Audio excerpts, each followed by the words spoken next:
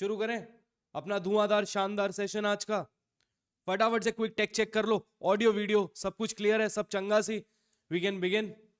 एक बार फटाफट से चेक कर लो, आज शानदार धुआंधार सेशन लेके आए आप सभी के लिए। ऑडियो वीडियो पे यस और नो लिख दो फटाफट से।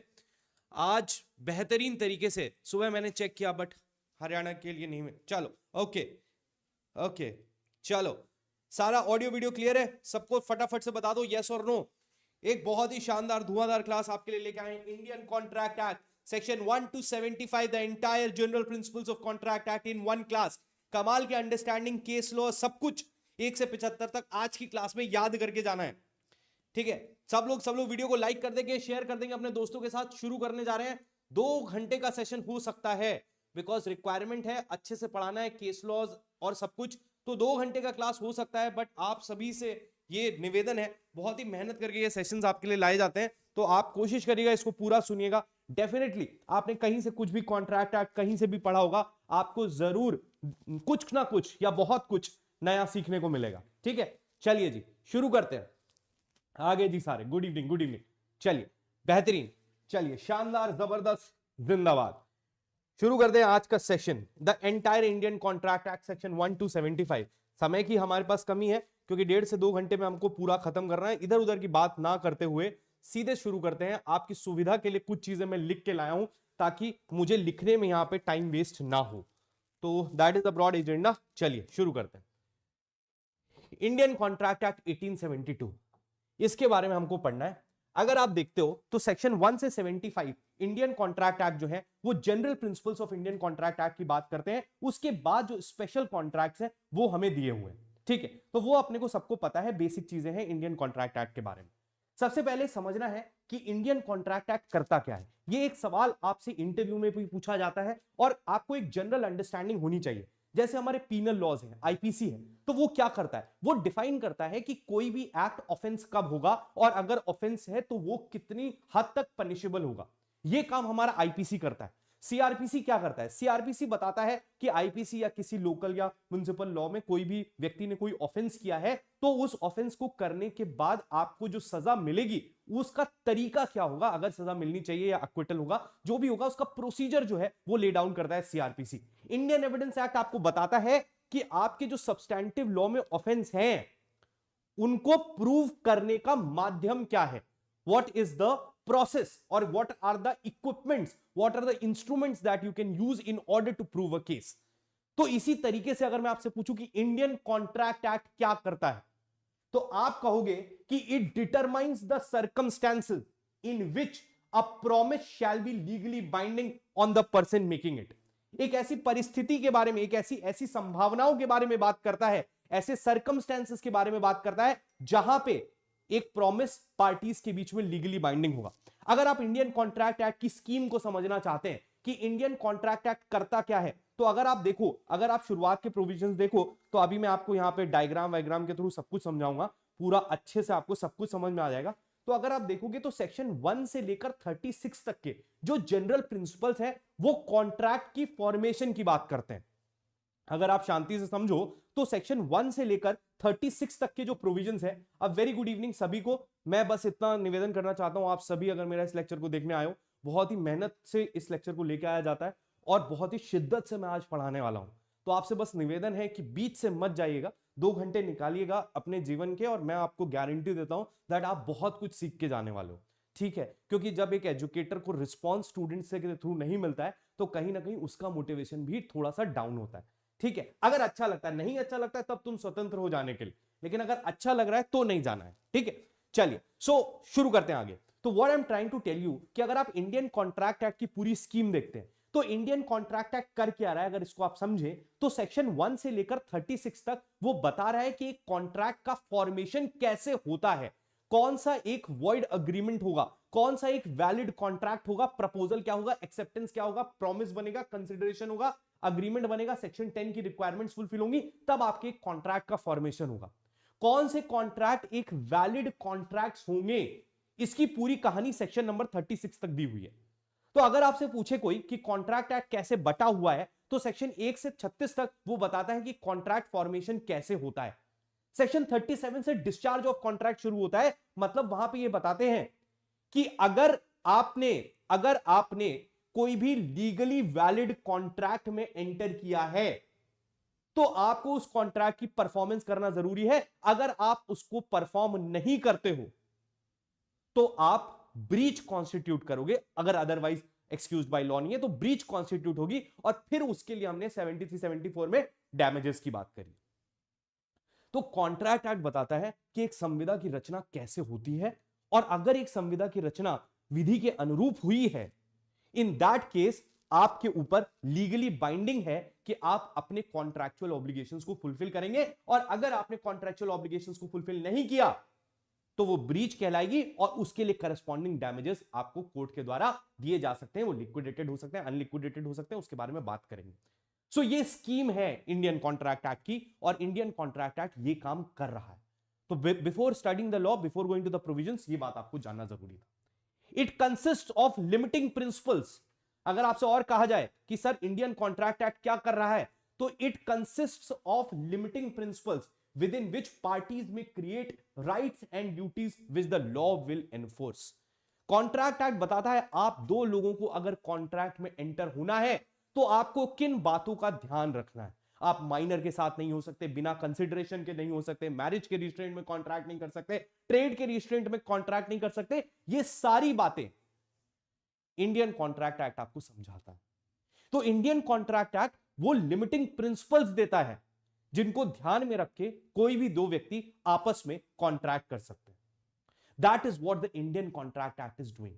तो भैया कॉन्ट्रैक्ट एक्ट तो पढ़ने लगोगे, टू एम सर, प्रपोजल, एक्सेप्टेंस, ये सब दिया हुआ है, लेकिन एक बार समझो कि लॉ कर क्या रहा है, ताकि तुम्हारे मेंस के आंसर्स बेहतर हो सके, तुम्हारे इंटरव्यू में जवाब बेहतर हो सके, और जहां पे भी जज बनने के बाद भी इंटरप्रिटेशन का काम आएगा वो बेहतर हो सके।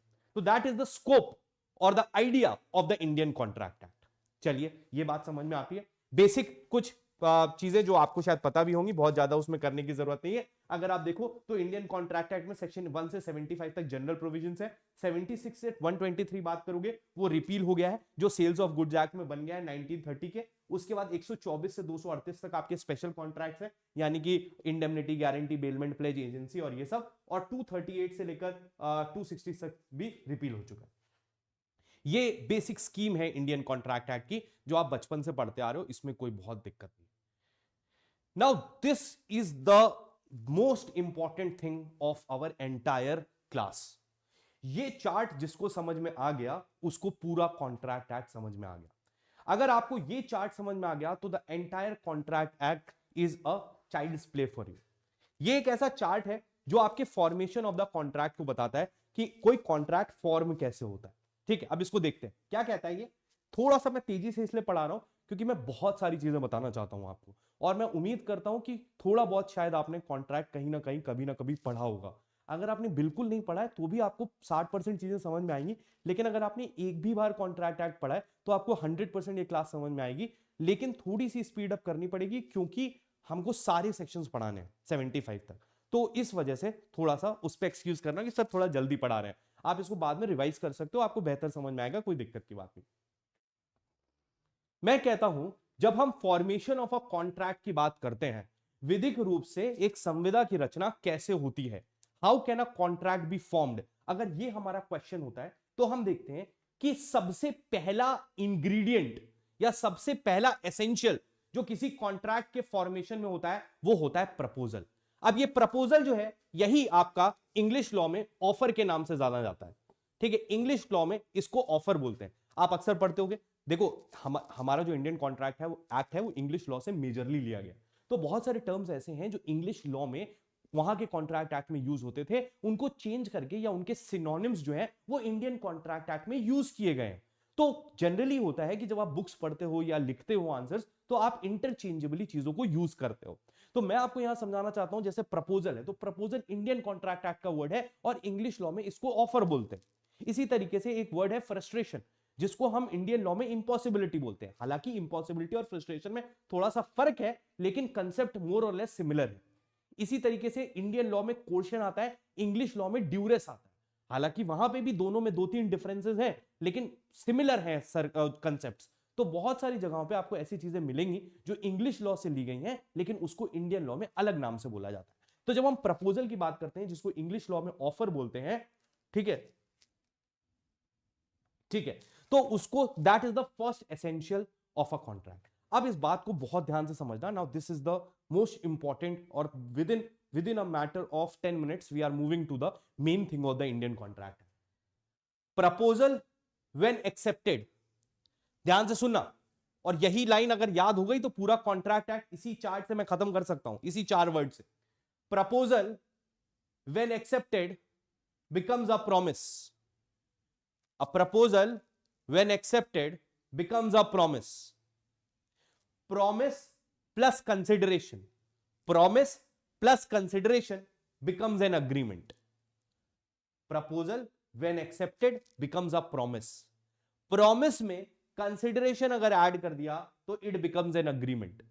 Agreement में section 10 की requirements को अगर ऐड कर दिया गया तो it becomes a contract. जो कॉन्ट्रैक्ट की फॉर्मेशन है इंडियन कॉन्ट्रैक्ट एक्ट में, वो इसी तरीके से होती है। आपके बेयर एक्ट में डेफिनेशन सारी ऊपर नीचे करके मिक्स मैच करके लिखी हुई है, जिसकी वजह से आपको दिक्कतें आती हैं। लेकिन अगर आपने कॉन्ट्रैक्ट की फॉर्मेशन इस तरीके से समझ ली, सारी चीजें वही हैं, लेकिन बस तरीका है, सही तरीका, सही पैटर्न किस तरीके से पढ़ना है। तो सबसे पहली इकाई एक कॉन्ट्रैक्ट की होती है, कोई व्यक्ति प्रपोजल देता है। मैं आपको प्रपोजल देता हूं कि मैं तुम्हें जुडिशरी के लिए पढ़ाना चाहता हूं, यह मेरा प्रपोजल है। आप इस प्रपोजल को एक्सेप्ट करते हो कि हां सर, मैं आपसे जुडिशरी की तैयारी के लिए पढ़ूंगा। एक्सेप्टेंस हो गई, हम दोनों का प्रॉमिस बन गया कि मैं आपको पढ़ाऊंगा, आप मुझसे पढ़ोगे। उसमें जरूरत पड़ी कंसिडरेशन की। मेरे साइड से कंसिडरेशन क्या है कि मैं आपको जुडिशरी के लिए पढ़ा रहा हूं। आपकी साइड से कंसिडरेशन क्या है कि आप मुझे XYZ फीस दे रहे हो।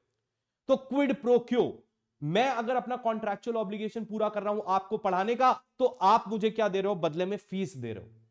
तो मैं आपको पढ़ा रहा हूं, ये कंसिडरेशन आपको मिल रहा है, मुझे फीस मिल रही है। क्विड प्रो क्यो, दोनों साइड से कंसिडरेशन फ्लो हो रहा है। तो जब हमने प्रपोजल दिया कि मैं आपको पढ़ाऊंगा, आपने उसको एक्सेप्ट किया, हमारा जो प्रपोजल एक्सेप्टेड हुआ, उस फिनोमिना को, उस कंसेप्ट को हम प्रॉमिस बोलते हैं। प्रॉमिस में कंसिडरेशन का तड़का लगा दिया कि भाई देवशी सर पढ़ाएंगे, 1 साल तक पढ़ाएंगे, बदले में 50,000 रुपए फीस लेंगे। तो ये कंसिडरेशन हो गया। अब हमारे बीच का जो अरेंजमेंट है उसको हम एक अग्रीमेंट बोलेंगे, उसको हम एक अग्रीमेंट बोलेंगे।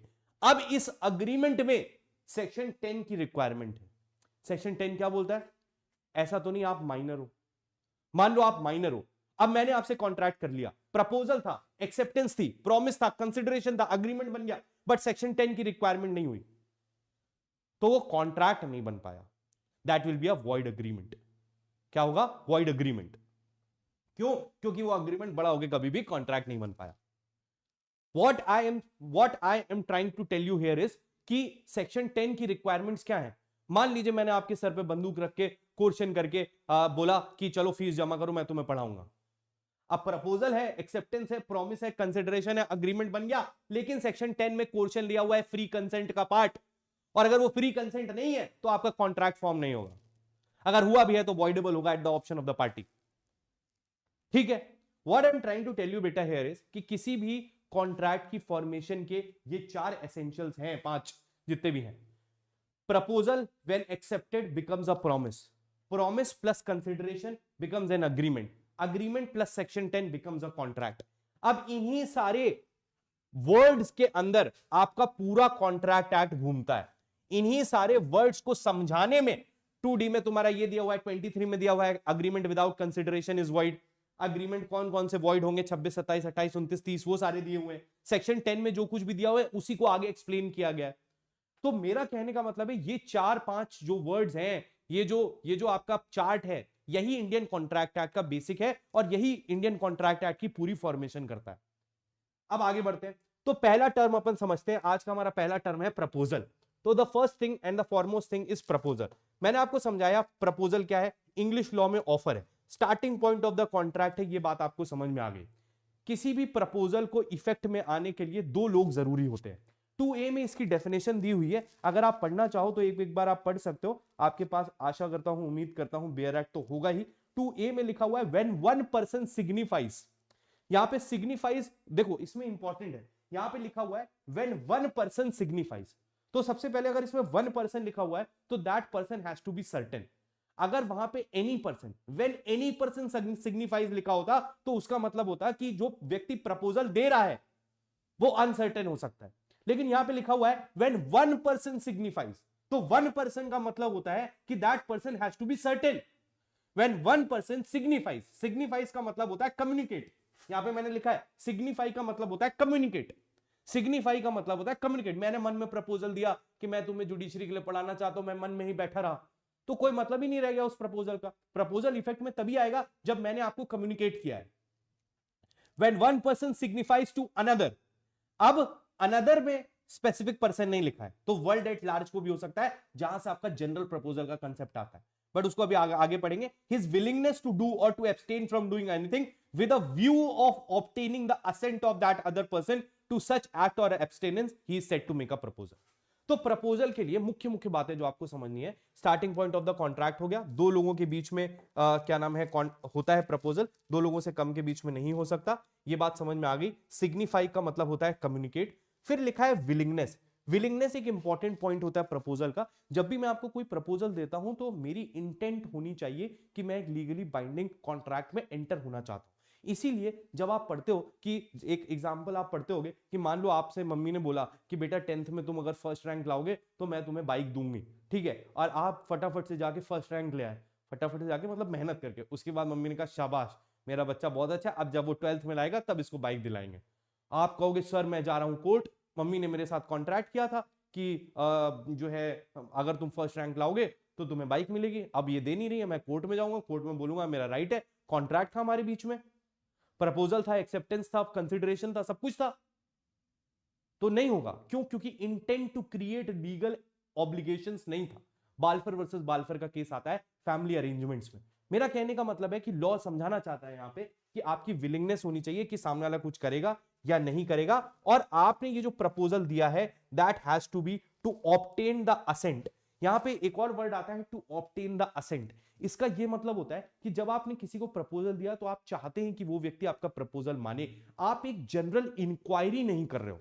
यहीं से कंसेप्ट आता है इनविटेशन टू ऑफर का, कि अगर आप किसी से पूछते हो कि भाई तुमने ये सामान कितने का दिया, तो इसका ये मतलब नहीं कि आप उसको प्रपोजल कर रहे हो कि मुझे दे दो, या किसी की दुकान से आप सामान उठाते हो तो इनविटेशन टू ऑफर आगे दिया हुआ है। मेयर सप्लाई ऑफ इंफॉर्मेशन भी आता है, और ये भी आता है कि आपने जो भी प्रपोजल दिया है आपका इंटेंट होना चाहिए कि आप उस प्रपोजल से बाउंड होना चाहते हो with the knowledge of the other person. सामने वाले व्यक्ति की नॉलेज में जाना चाहिए। इसमें एक केस आता है लालमन शुक्ला वर्सेस गौरी दत्त का, जिसमें लॉ ये समझाता है। आवाज कम आ रही है क्या? प्लीज एक बार मुझे यस और नो बता देना। आवाज किसी को कम आ रही है, सबको ही कम आ रही है, या किसी एक दो लोगों को कम आ रही है? थोड़ा सा मैं और तेज बोलने की कोशिश करूंगा, कोई दिक्कत की बात नहीं है। अब नेक्स्ट पॉइंट आता है that with in the knowledge of the other person. Law यहां पे कहता है, एक वर्ड यूज्ड है कि ऑब्टेन द एसेंट, ये एक्सेप्टेंस में आएगा देयर टू, बट लॉ यहां पे सिंपल ये कहना चाहता है, आ रही है सर, ठीक है ठीक है ठीक है, thank you thank you thank you. Law कहना चाहता है कि जब हम प्रपोजल की बात करते हैं तो ये तो समझ में आ गया, प्रपोजल पहली चीज है, प्रपोजल कम्युनिकेट होनी चाहिए, प्रपोजल में इंटेंट होनी चाहिए, विलिंगनेस होनी चाहिए कि आप कुछ करें या ना करें, ये सारी चीजें महत्वपूर्ण है। बट और ज्यादा महत्वपूर्ण चीजें क्या है प्रपोजल के कंटेक्स्ट में, कि proposal should be with in the knowledge of the person. जिस भी व्यक्ति के द्वारा प्रपोजल का एक्सेप्टेंस किया जाना है उस व्यक्ति की जानकारी में प्रपोजल होना चाहिए। इसमें लैंडमार्क केस आता है लालमन शुक्ला वर्सेस गौरी दत्त का। इसमें सिंपल सा केस होता है कि उसका नेफ्यू, एक बंदा होता है, उसका एक नेफ्यू होता है, वो खो जाता है, वो अपने सर्वेंट को भेजता है कि भाई उसको ढूंढो जाके। जब वो ढूंढने निकल जाते हैं तभी वो पीछे से कुछ बिल्स निकालता है, या कह सकते हो कि एक रिवॉर्ड निकालता है कि भाई जो भी मेरे बच्चे को, मेरे नेफ्यू को लेके आएगा उसको मैं 10,000 रुपए दूंगा। ये जो प्रपोजल है ये उसके सर्वेंट्स की नॉलेज में नहीं होता है, और वो सर्वेंट्स उसके बच्चे को लेके आ जाते हैं, नेफ्यू को लेके आ जाते हैं। अब वो कहते हैं कि सर हमारा कॉन्ट्रैक्ट बन गया है और अब हमें 10,000 रुपए चाहिए। तो लॉ यहां पे इस केस में ये बात समझाता है आपको कि बेटा जब प्रपोजल दिया जा रहा है तो प्रपोजल सिग्निफाई होना चाहिए, प्रपोजल कम्युनिकेट होना चाहिए, वो अपन ने पढ़ लिया था। लेकिन जिस व्यक्ति के द्वारा प्रपोजल एक्सेप्ट किया जा रहा है उसकी नॉलेज में तो प्रपोजल होना चाहिए कि ऐसा प्रपोजल एग्जिस्ट कर रहा है। अगर उस व्यक्ति की नॉलेज में ही प्रपोजल नहीं है तो वो उस प्रपोजल को एक्सेप्ट नहीं कर सकता और कॉन्ट्रैक्ट की रचना नहीं हो सकती। ये बात लालमन शुक्ला वर्सेस गौरी दत्त ने समझाई थी। उसके बाद एक और कंसेप्ट आता है जिसको हम बोलते हैं mayor supply of information is not proposal. सवाल यह पूछा गया कि जब आप किसी व्यक्ति से कोई इंफॉर्मेशन डिमांड करते हो तो क्या supply of information amounts to a proposal. ये हार्वी वर्सेस फेसी था जिसको हम बम्पर हॉल पेन केस कहते हैं, जो भी उसमें फार्म लैंड थी वगैरह, उसमें उन्होंने कहा are you willing to sell your land, quote the lowest price. तो उन्होंने कहा the lowest price for the land is 10 lakh rupees, XYZ जो भी प्राइस था। What I am trying to say कि प्रपोजल क्लियर कट होना चाहिए जिसमें आपकी विलिंगनेस पता होनी चाहिए कि आप करना चाहते हो या नहीं करना चाहते हो, विद अ आइडिया कि आप लीगल ऑब्लिगेशंस में एंटर होना चाहते हो। अगर आपकी तरफ से सिर्फ सप्लाई ऑफ इंफॉर्मेशन है तो उसको हम प्रपोजल डीम नहीं करेंगे, और सामने वाला व्यक्ति भले ही उस प्रपोजल को एक्सेप्ट कर लेता है, एक वैलिड कॉन्ट्रैक्ट की रचना नहीं होगी। आगे बढ़ते हैं। merely a declaration of willingness to enter the negotiation। इसके बाद कंसेप्ट आता है इनविटेशन टू ऑफर का, क्योंकि जब हमने ऑफर पढ़ा तो मैं आपको समझाना चाहता हूं कि जब भी आप कॉन्ट्रैक्ट एक्ट पढ़ते हो तो मान लीजिए आपने प्रपोजल पढ़ा, तो अब प्रपोजल में आपने करना क्या है कि आपने ये सारे 7 पॉइंट्स जो मैंने यहाँ पे लिखे हैं ये आपको अपने आंसर में भी मेंशन करने हैं, और आपको ये एज इट इज याद रखने हैं। आपके पास क्वेश्चन आएगा व्हाट इज प्रपोजल, आप सिर्फ 2A की डेफिनेशन लिख दोगे, आप सोचोगे आपको नंबर मिल जाएंगे, तो ऐसा नहीं है। अगर आपसे प्रपोजल पूछा गया तो आप बताओगे ये सब तो एसेंशियल्स ही है कि सिग्निफाई करेगा, कम्युनिकेट करेगा, विलिंगनेस टू डू और not to do, to obtain the assent, मतलब कैजुअल इंक्वायरी नहीं होने चाहिए, within the knowledge of the person there to Lalman Shukla होना चाहिए, mere supply of information is not a proposal, mere a declaration of willingness to enter into negotiation, ये भी नहीं होना चाहिए। ये सारी चीजें जब होती हैं तब आपका एक प्रपोजल बनता है। तो प्रपोजल के क्वेश्चन में इनविटेशन टू प्रपोजल के बारे में भले ही ना लिखें, लेकिन जब आप प्रपोजल के बारे में लिख रहे हैं तो इन सब पॉइंट्स को मेंशन करना जरूरी है। अब इसके बाद दूसरा कंसेप्ट आता है इनविटेशन टू ऑफर या इनविटेशन टू प्रपोजल हम इसको बोलते हैं। आप हमेशा पढ़ते होंगे जैसे मेन्यू कार्ड है, कैटलॉग है, प्राइस लिस्ट है, ऑक्शन नोटिस है, ये सारी चीजें जो है वो इनविटेशन टू ऑफर आती है। अब इनविटेशन टू ऑफर का कंटेक्स्ट क्या होता है, अगर आप बिजनेस को समझते हैं तो आप ये समझोगे कि जब भी कोई व्यक्ति किसी भी चीज का बिजनेस कर रहा है तो उसके लिए ये बहुत जरूरी है कि वो दुनिया में, समाज में इस चीज को बताए और एडवर्टीज करे कि भाई हम इस चीज में डील करते हैं। तो इसका कहने का ये मतलब है कि जब भी आप किसी शॉप में जाते हो और किसी मॉल में जाते हो, किसी भी दुकान में जाते हो जहां सेल्फ सर्विस भी होती है, किसी भी बिग बाजार में कहीं पे भी जाते हो, तो वहां पे जो सामान रखा हुआ है डिस्प्ले में वो एक्चुअली एक इनविटेशन टू ऑफर है। उसका ये मतलब होता है कि जब भी आप किसी भी मॉल में जाते हो, कोई सामान अपनी बास्केट में रखते हो और उसके बाद कैश काउंटर पे पहुंचते हो, तो आप एग्जैक्टली कैश काउंटर में जाके आप ऑफर कर रहे हो कि भाई आपके पास ये जो सामान है ये मैं खरीदना चाहता हूं। तो प्रपोजल हमेशा आपकी साइड से होता है। लेकिन आप एक रेस्टोरेंट में गए, रेस्टोरेंट में मेन्यू कार्ड है, तो मेन्यू कार्ड सिर्फ आपको सप्लाई ऑफ इंफॉर्मेशन है कि सर हम इन इन चीजों में डील करते हैं। Now you are the person who will make an offer to the restaurant कि भाई मेरे को दाल मखनी चाहिए, रोटी चाहिए, पनीर बटर मसाला चाहिए। तो आपके द्वारा ऑफर किया जा रहा है, उसको एक्सेप्ट और ना एक्सेप्ट करने की उसकी रिस्पॉन्सिबिलिटी है। इसीलिए, क्योंकि मेरी बात समझो, ये एक बिजनेस कन्वीनियंस का मॉडल है। अगर हर एक व्यक्ति के ऊपर ये बाउंडेशन डाल दी गई कि अगर किसी का मेन्यू कार्ड है तो वो मेन्यू कार्ड एक प्रपोजल है, एक ऑफर है, अगर ये चीज हमने प्रिज्यूम कर ली, तो अगर उसकी दुकान में कभी भी कुछ भी खत्म हो जाता है तो तुम कहोगे तुम्हारा प्रपोजल था, तुम दाल मखनी खिलाओगे, मैंने प्रपोजल एक्सेप्ट कर लिया, मैं प्राइस भी दे रहा हूं, कॉन्ट्रैक्ट बन गया, अब अगर तुमने मुझे दाल मखनी नहीं खिलाई तो मैं तुम्हें कोर्ट में सू करूंगा। तो वो कहेगा सर ऐसे थोड़ी हम धंधा कर पाएंगे, हमारे पास कौन सा माल है, नहीं है, शॉर्टेज में है, सारी चीजों पे चलेगा ना।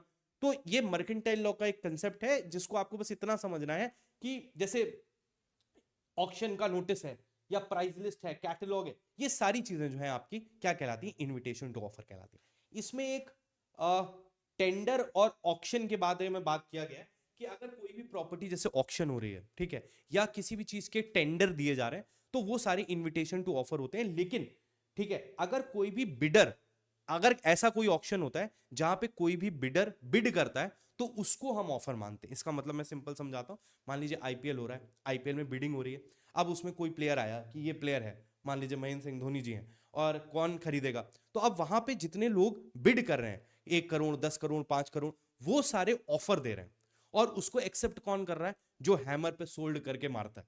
तो ये एक छोटा सा डिफरेंस है, अगर कभी आए तो कर लेना, वरना भी आपको क्लैरिटी रहेगी। तो इन्विटेशन टू ऑफर ये हो गया। Pharmaceutical society of great Britain versus boot cash chemist, ये एक इन्विटेशन टू ऑफर का लैंडमार्क केस था। इसमें कुछ नहीं था, जैसे इंडिया में केमिस्ट की दुकानें होती हैं, मतलब हमारे शहर में तो वैसा मॉल टाइप का केमिस्ट का दुकान नहीं है, लेकिन लंदन में क्या होता है कि जैसा मॉल होता है, बिग बाजार होता है, वैसा बिग बाजार जैसा केमिस्ट का शॉप होता है।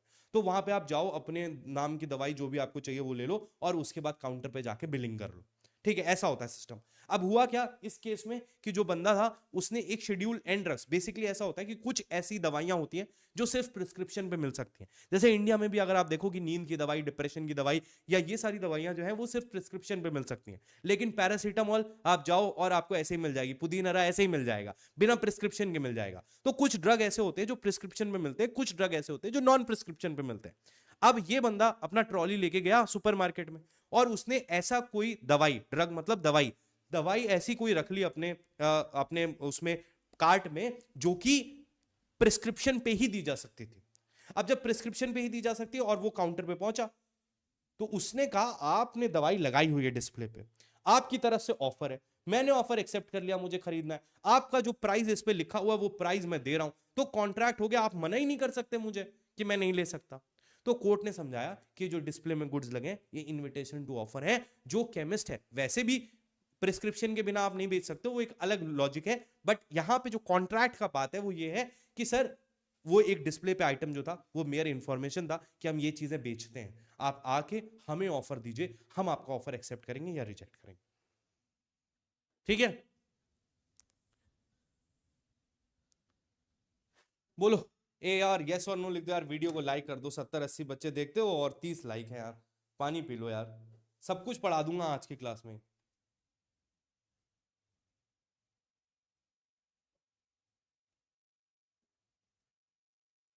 ये सारी एनोटेशंस जो हैं वो मैं आपको टेलीग्राम पे भेज दूंगा, ठीक है, टेलीग्राम पे भेज दूंगा, टेलीग्राम ग्रुप है मेरा, देवशीष पांडे फॉर जुडिशरी, अभी दिखा भी दूंगा। ठीक है, चलिए आगे बढ़ते हैं, वीडियो को लाइक कर देना, ठीक है, चल ओके। इनविटेशन टू ऑफर के बाद अब जब हम प्रपोजल की बात करते हैं तो प्रपोजल से रिलेटेड अभी और चीजें हैं जो आपको समझनी है। जब हम ऑफर की बात ही कर रहे हैं तो इस बात को और समझेंगे कि प्रपोजल कैन बी एक्सप्रेस और इंप्लाइड। एक्सप्रेस हो सकता है, राइटिंग में हो सकता है, ओरल हो सकता है, इंप्लाइड हो सकता है। जैसे आपकी रोडवेज की बस है, आप बस स्टॉप पे खड़े हो, आपको पता है 12 नंबर की बस आपके घर के पास जाती है, 12 नंबर की बस आई, बस स्टैंड पे रुकी, आप बैठ गए, तो क्या हुआ, ये इंप्लाइड हो गया कि भाई तुम 12 नंबर की बस है, इसका ये स्पेसिफिक किराया है, हमें पता है, हमें जाना है, तुम जा रहे हो, तो ये क्या होगा, इंप्लाइड हो गया। एक्सप्रेस क्या हो गया, अपन ने प्रॉपरली बताया रिक्शे वाले को, भैया यहां चलोगे, वो कहता हाँ चलेंगे, कितने पैसे लोगे, 100 रुपए लेंगे, भैया हम 50 देंगे, तो कहता बैठ जाओ, अच्छा बैठ गए आप और चले गए, तो ये क्या हो गया, एक्सप्रेस हो गया। इंप्लाइड हो गया मतलब एक्सप्रेस हो गया, दोनों हो गया। ये ओरल भी हो सकता है, रिटन भी हो सकता है, सेक्शन 9 में ये दिया हुआ है। तो प्रपोजल के ऊपर कोई भी ऐसी बाउंडेशन नहीं है। Proposal once rejected comes to an end, ये बहुत इंपॉर्टेंट चीज है जिसको आपको समझना है। यहां से एक और कंसेप्ट का जन्म होता है जिसको हम बोलते हैं काउंटर ऑफर और क्रॉस ऑफर। लॉ ये कहता है कि अगर किसी भी व्यक्ति ने कोई प्रपोजल दिया है तो वो प्रपोजल हूबहू 100% वैसा ही एक्सेप्ट होना चाहिए।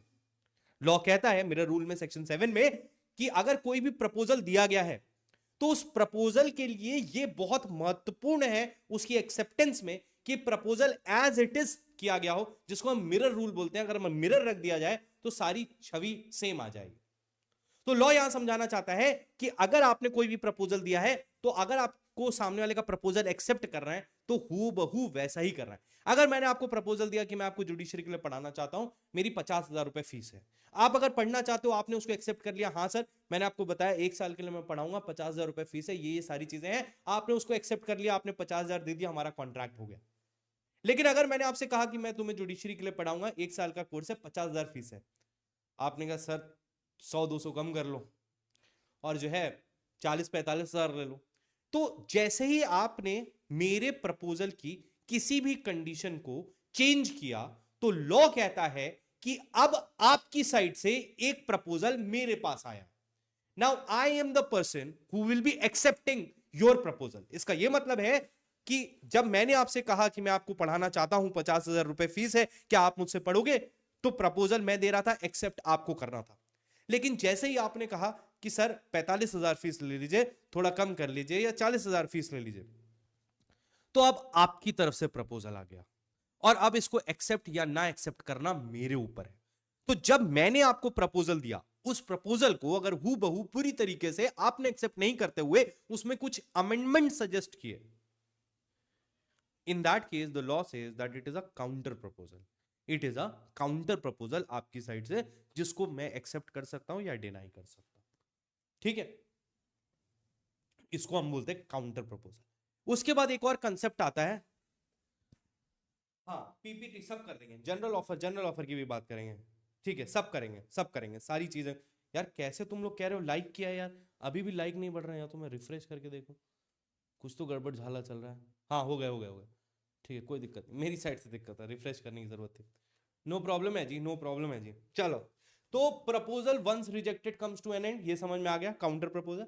इसी के साथ एक और छोटा सा बच्चों जैसा कंसेप्ट आता है, जिसका आज के जमाने में कोई भी रिलेवेंस नहीं है, लेकिन छोटा सा कंसेप्ट है, जिसको बोलते हैं क्रॉस प्रपोजल। और इसमें एक केस है छोटा सा, टिन वर्सेस हॉफमैन। ये पूरे जिंदगी से कॉन्ट्रैक्ट में पूछा जा रहा है और मुझे समझ में भी नहीं आता इसका क्या मतलब है।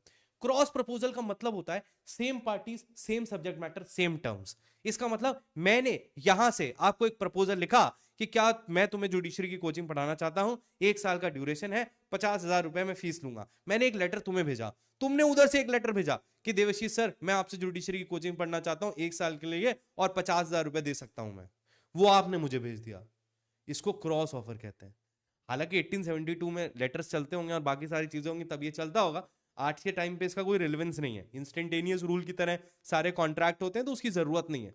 बट टिन वर्सेस हॉफमैन का एक केस था जो इस पे ही डील कर, तो लॉ ने बस इसमें इतना समझाया था कि अगर कोई क्रॉस ऑफर है, मेरी साइड से ऑफर है, आपकी साइड से ऑफर है, तो ये जो दोनों क्रॉस ऑफर है ये म्यूचुअल एक्सेप्टेंस कॉन्स्टिट्यूट नहीं करेंगे। इसका मतलब भले ही हम दोनों सेम चीज बोल रहे हैं और सेम चीज के लिए ऑफर कर रहे हैं, लेकिन इसको एक्सेप्टेंस प्रिज्यूम नहीं किया जाएगा। किसी ना किसी एक व्यक्ति को एक्सेप्ट करना पड़ेगा, या तो मैं आपका ऑफर एक्सेप्ट करूं या आप मेरा ऑफर एक्सेप्ट करें, किसी ना किसी को एक का ऑफर जो है वो एक्सेप्ट करना पड़ेगा। क्रॉस ऑफर में भले ही पार्टी सेम है, सब्जेक्ट मैटर सेम है, सब कुछ सेम है, it doesn't means that it amounts to acceptance. तो इतना सा ही प्रिंसिपल है क्रॉस ऑफर का जो आपको समझना है और याद रखना है बस। ठीक है, hide versus range counter offer का है, एब्सोल्यूट एंड अनक्वालिफाइड होना चाहिए, 7 क्लॉज 1 में मिरर रूल दिया हुआ है, आपको ये बात बचपन से पता है। अब प्रपोजल दो तरीके के हो सकते हैं, जनरल और स्पेसिफिक। जनरल का मतलब वर्ल्ड एट लार्ज को, स्पेसिफिक का मतलब किसी एक इंसान को। बेटा बता दो दिया क्रॉस वर्सेस, सर समझ नहीं आया, क्या नहीं समझ आया बच्चा, इसमें क्या ही दिक्कत था यार? एक छोटा सा कंसेप्ट है क्रॉस ऑफर और काउंटर ऑफर। मैंने अगर आपको कोई भी ऑफर दिया, उस ऑफर में अगर आपने कुछ भी चेंज किया तो अब आपके द्वारा उसको एक्सेप्ट नहीं किया जा सकता, अब आपकी तरफ से ऑफर है मेरे लिए और मुझे इसको एक्सेप्ट करना पड़ेगा, ये क्रॉस ऑफर हो गया। काउंटर ऑफर का मतलब हुआ कि सिंपल सेम चीजें, जो टर्म्स, जो पार्टीज, जो सब्जेक्ट मैटर, सब कुछ मैंने आपको भेजा, वही आपने मुझे भेजा और हम दोनों के जो लेटर्स थे वो आपस में क्रॉस हो गए, तो हमारे जो प्रपोजल थे वो क्रॉस हो गए। लेकिन लॉ बस इतना कहता है प्रपोजल भले ही क्रॉस हुए, एक्सेप्टेंस तो जरूरी है, बिना एक्सेप्टेंस के इसको कॉन्ट्रैक्ट नहीं माना जाएगा। ठीक है, चलो आप समझ लेना बेटा, वीडियो नहीं तो पीछे करके देख लेना। Types of proposal, general and specific. Specific किसी स्पेसिफिक इंसान को किया जाने वाला प्रपोजल स्पेसिफिक, जनरल मतलब वर्ल्ड एट लार्ज को। जनरल प्रपोजल में सबसे बड़ा केस आता है Carlill versus Carbolic Smoke Ball, Harbhajan Lal versus Harcharan Lal. Law यहां पे एक छोटा सा कंसेप्ट समझाता है, देखो बहुत ध्यान से सुनना, मेरी एक एक लाइन, एक एक वर्ड को अगर आप सुनते जाओगे आपको बहुत कुछ सीखने को मिलेगा। देखने में लगेगा सर इतनी देर प्रपोजल की बात की है, लेकिन मैंने आपको कॉन्ट्रैक्ट के इतने सारे कंसेप्ट समझा दिए हैं कि आपको मजा आ गया होगा। और मुझे क्लास के अंत में, क्लास जब खत्म हो जाएगी तो नीचे कमेंट्स में जरूर बताना कि आपको ये लेक्चर कैसा लगा। आप लोग का मोटिवेशन अगर रहेगा, अगर आप लोग के कमेंट्स आएंगे, मुझे अगर यहाँ पे इस वीडियो के एक हफ्ते में कुछ ऐसा 10,000 व्यूज मिल गए और 500 कमेंट मिल गए तो मैं agency bailment pledge indemnity guarantee भी करवाऊंगा। ठीक है, ये मेरी हर बार शर्त रहती है, एक दो बार पहले भी पढ़ाया है शायद मैंने कॉन्ट्रैक्ट अलग अलग प्लेटफॉर्म पे, बट ठीक है। हाँ, अब मैं बता रहा था आपको किसकी बात, जनरल ऑफर की बात। मैं आपको बता रहा हूं, ध्यान से सुनिएगा। जब आप पढ़ते हो 1% सिग्निफाइज, तो हमारा लॉ जो है वो इस बात को रिकॉग्नाइज करता है कि ब्रो ये बात समझनी है कि प्रपोजल जिसके द्वारा दिया जा रहा है वो व्यक्ति सर्टेन होना चाहिए, लेकिन जिसके द्वारा वो प्रपोजल एक्सेप्ट किया जा रहा है वो अनसर्टेन भी होगा तो चलेगा। मतलब वो वर्ल्ड एट लार्ज को हो सकता है। इसी से जनरल ऑफर का कंसेप्ट आता है। मतलब जो व्यक्ति प्रपोजल इनिशिएट कर रहा है वो व्यक्ति सर्टेन होना जरूरी है, लेकिन सामने वाला जो व्यक्ति एक्सेप्ट करेगा वो वर्ल्ड एट लार्ज हो सकता है, वो जनरल इन नेचर हो सकता है, स्पेसिफिक होना जरूरी नहीं है। ये वर्ड्स का इंटरप्ले है डेफिनेशन में। हालांकि मेरा प्रपोजल जब मैं पेड में पढ़ाता हूं, मतलब वो पूरे डिटेल्ड कोर्स में पढ़ाता हूं, तो मेरा प्रपोजल ही चलता है 10 दिन तक, बट उस पर नहीं जाना है। बेसिक बात ये समझनी है, मैं आपको सारा क्रक्स बता रहा हूं हर चीज का। तो लॉ बस इतना समझाता है। एक केस था अपना Carlill versus Carbolic Smoke ball. इन्होंने सिंपल कुछ नहीं किया था, इन्होंने अपनी एक दवाई इन्वेंट करी थी और इन्होंने कहा था कि अगर आप हमारी दवाई को 6 वीक्स तक रेगुलरली खाते हैं, जो भी 6-7 वीक्स जो भी था, 6 वीक्स तक रेगुलरली खाते हैं, तो आपको स्पेसिफिक टाइप का जो इन्फ्लुएंजा है या जो बीमारी हमारे यहाँ चल रही है वो आपको नहीं होगी। सिंपल। तो ये चीज इन्होंने करी थी कार्बोलिक स्मोक बॉल कंपनी ने। कार्बोलिक स्मोक बॉल कंपनी, इस कंपनी ने एक स्मोक बॉल निकाली थी, खेलने वाला बॉल नहीं है, मतलब एक टैबलेट निकाली थी, जिसमें उन्होंने कहा कि अगर आप इस टैबलेट को 6 हफ्ते तक खाते हैं तो आपको इस तरीके की कोई भी बीमारी, कोई भी इन्फ्लुएंजा जिसको उन्होंने प्रोक्लेम किया था वो नहीं होगा। अब कार्लिल भाई अपने मस्त तो एक दिन, अब कार्लिल कहीं भी रहता है उससे कोई मतलब नहीं है, carbolic Smoke ball company Carlill को जानते भी नहीं होंगे, लेकिन कार्लिल अपना एक दिन बढ़िया नाश्ता वास्ता करके निकला और उसने कहा ये सही है। उसमें ये लिखा था कि अगर आपने हमारी दवाई खाई और उसके बाद आपको इन्फ्लुएंजा हो गया तो हम आपको 10 लाख रुपए देंगे। उन्होंने एक फंड भी बना दिया था अलग से। कार्लिल भाई अपना शाम को चाय वाय पी के निकले, उन्होंने कहा ये सही है यार, इनकी दवाई खा लेते हैं तो इन्फ्लुएंजा नहीं होगा, और अगर हो भी गया तो पैसे मिलेंगे। तो वो गए अपना मेडिकल स्टोर से ली, उन्होंने खाई। खाने के बाद उन्होंने पूरा कोर्स किया। कैसे प्रूव किया कैसे नहीं प्रूव किया उस पर नहीं जाना है, उन्होंने अपना पूरा कोर्स किया और उसके बाद उनको इन्फ्लुएंजा हो गया। तो वो बोले यार ये तो बहुत ही बढ़िया है। अब ये कार्बोलिक स्मोक बॉल कंपनी के पास पहुंचे कि भाई लाओ मेरा पैसा। तो कार्बोलिक स्मोक बॉल कंपनी ने कोर्ट में ये बात रखी कि प्रपोजल मस्ट बी एक्सेप्टेड। अगर इस बंदे को खानी थी तो पहले ये हमारे पास आता और बोलता हमने आपका प्रपोजल एक्सेप्ट किया है, हम इसको खाने जा रहे हैं 7 हफ्ते तक, और फिर अगर हमें होगा तो आप हमें पैसा देंगे। तो उन्होंने कहा कि सर प्रपोजल जो है वो एक्सेप्ट भी होना चाहिए, और दूसरी बात प्रपोजल स्पेसिफिक भी होना चाहिए। हमने इनको दिया था, ये कैसे पता चलता है? तो दोनों ही पॉइंट्स ने कोर्ट ने समझाया। पहली चीज तो प्रपोजल जनरल हो सकता है, प्रपोजल जिसके द्वारा दिया गया वो स्पेसिफिक होना चाहिए, वर्ल्ड एट लार्ज को दिया जा सकता है। और दूसरी जो मेन बात इन्होंने कही वो ये कही कि जनरल ऑफर के कंटेक्स्ट में the performance amounts to acceptance, the performance amounts to acceptance. इसका मतलब जब वर्ल्ड एट लार्ज को आपने कोई भी प्रपोजल दिया है, जब आपने वर्ल्ड एट लार्ज को कोई भी प्रपोजल दिया है, तो ये बात बहुत महत्वपूर्ण है कि कोई भी व्यक्ति अगर आपकी कंडीशन को फुलफिल करता है तो इट अमाउंट्स टू एक्सेप्टेंस, उसमें उसको अलग से कुछ एक्सेप्टेंस करने की जरूरत नहीं है। और इनको कार्लिल को पूरा पैसा देना पड़ा। सेम केस था हरभजन लाल वर्सेस हरचरण लाल, इंडियन केस था, ये carbolic Smoke ball English case था। लेकिन इसमें एक छोटा सा पॉइंट और आता है जो है theory of first information. Theory of first information, मान लीजिए मैं आपसे कहता हूं कि मैंने वर्ल्ड एट लार्ज को एक प्रपोजल दिया है, मैंने वर्ल्ड एट लार्ज को एक प्रपोजल दिया है कि जो भी मुझे बताएगा कि यूपी की वैकेंसी कब आने वाली है उसको मैं 1 लाख रुपए दूंगा। ये मैं कर नहीं रहा हूं प्रपोजल, ठीक है, ये this is only for educational purpose. तो अब मान लीजिए कि एकदम से न्यूज आ जाती है वैकेंसी आने वाली है या कुछ हो जाता है। अब एक बच्चा मेरे पास आता है, कहता सर यूपी की वैकेंसी अगले महीने आने वाली है, निकालिए मेरे 1 लाख। मैंने उसको दे दिया। फिर दूसरा बच्चा आता है, वो कहता सर यूपी की वैकेंसी आने वाली है, कहता सर 1 लाख रुपए दीजिए। तो ऐसे तो हम बैंकक्रप्ट हो जाएंगे, इतना पैसा भी हमारे पास नहीं है, और अगर होता भी तो भी हम बैंकक्रप्ट हो जाते। तो जब हम देखते हैं लालमन शुक्ला वाला केस कि उसके नेफ्यू को लेके आना था, वो भी एक जनरल ऑफर था, तो नेफ्यू तो एक ही था, उसको एक बार कोई ले आया तो ऐसा थोड़ी है कि वो रोज खो जाएगा, रोज कोई लेके आएगा, रोज उससे पैसा लेगा। वो तो एक टाइम का इवेंट होता है ना, कि मान लो कल सुबह स्कूल गया फिर कोई पकड़ के लेके आ रहा है, अरे सर आपका नेफ्यू पैसे दीजिए।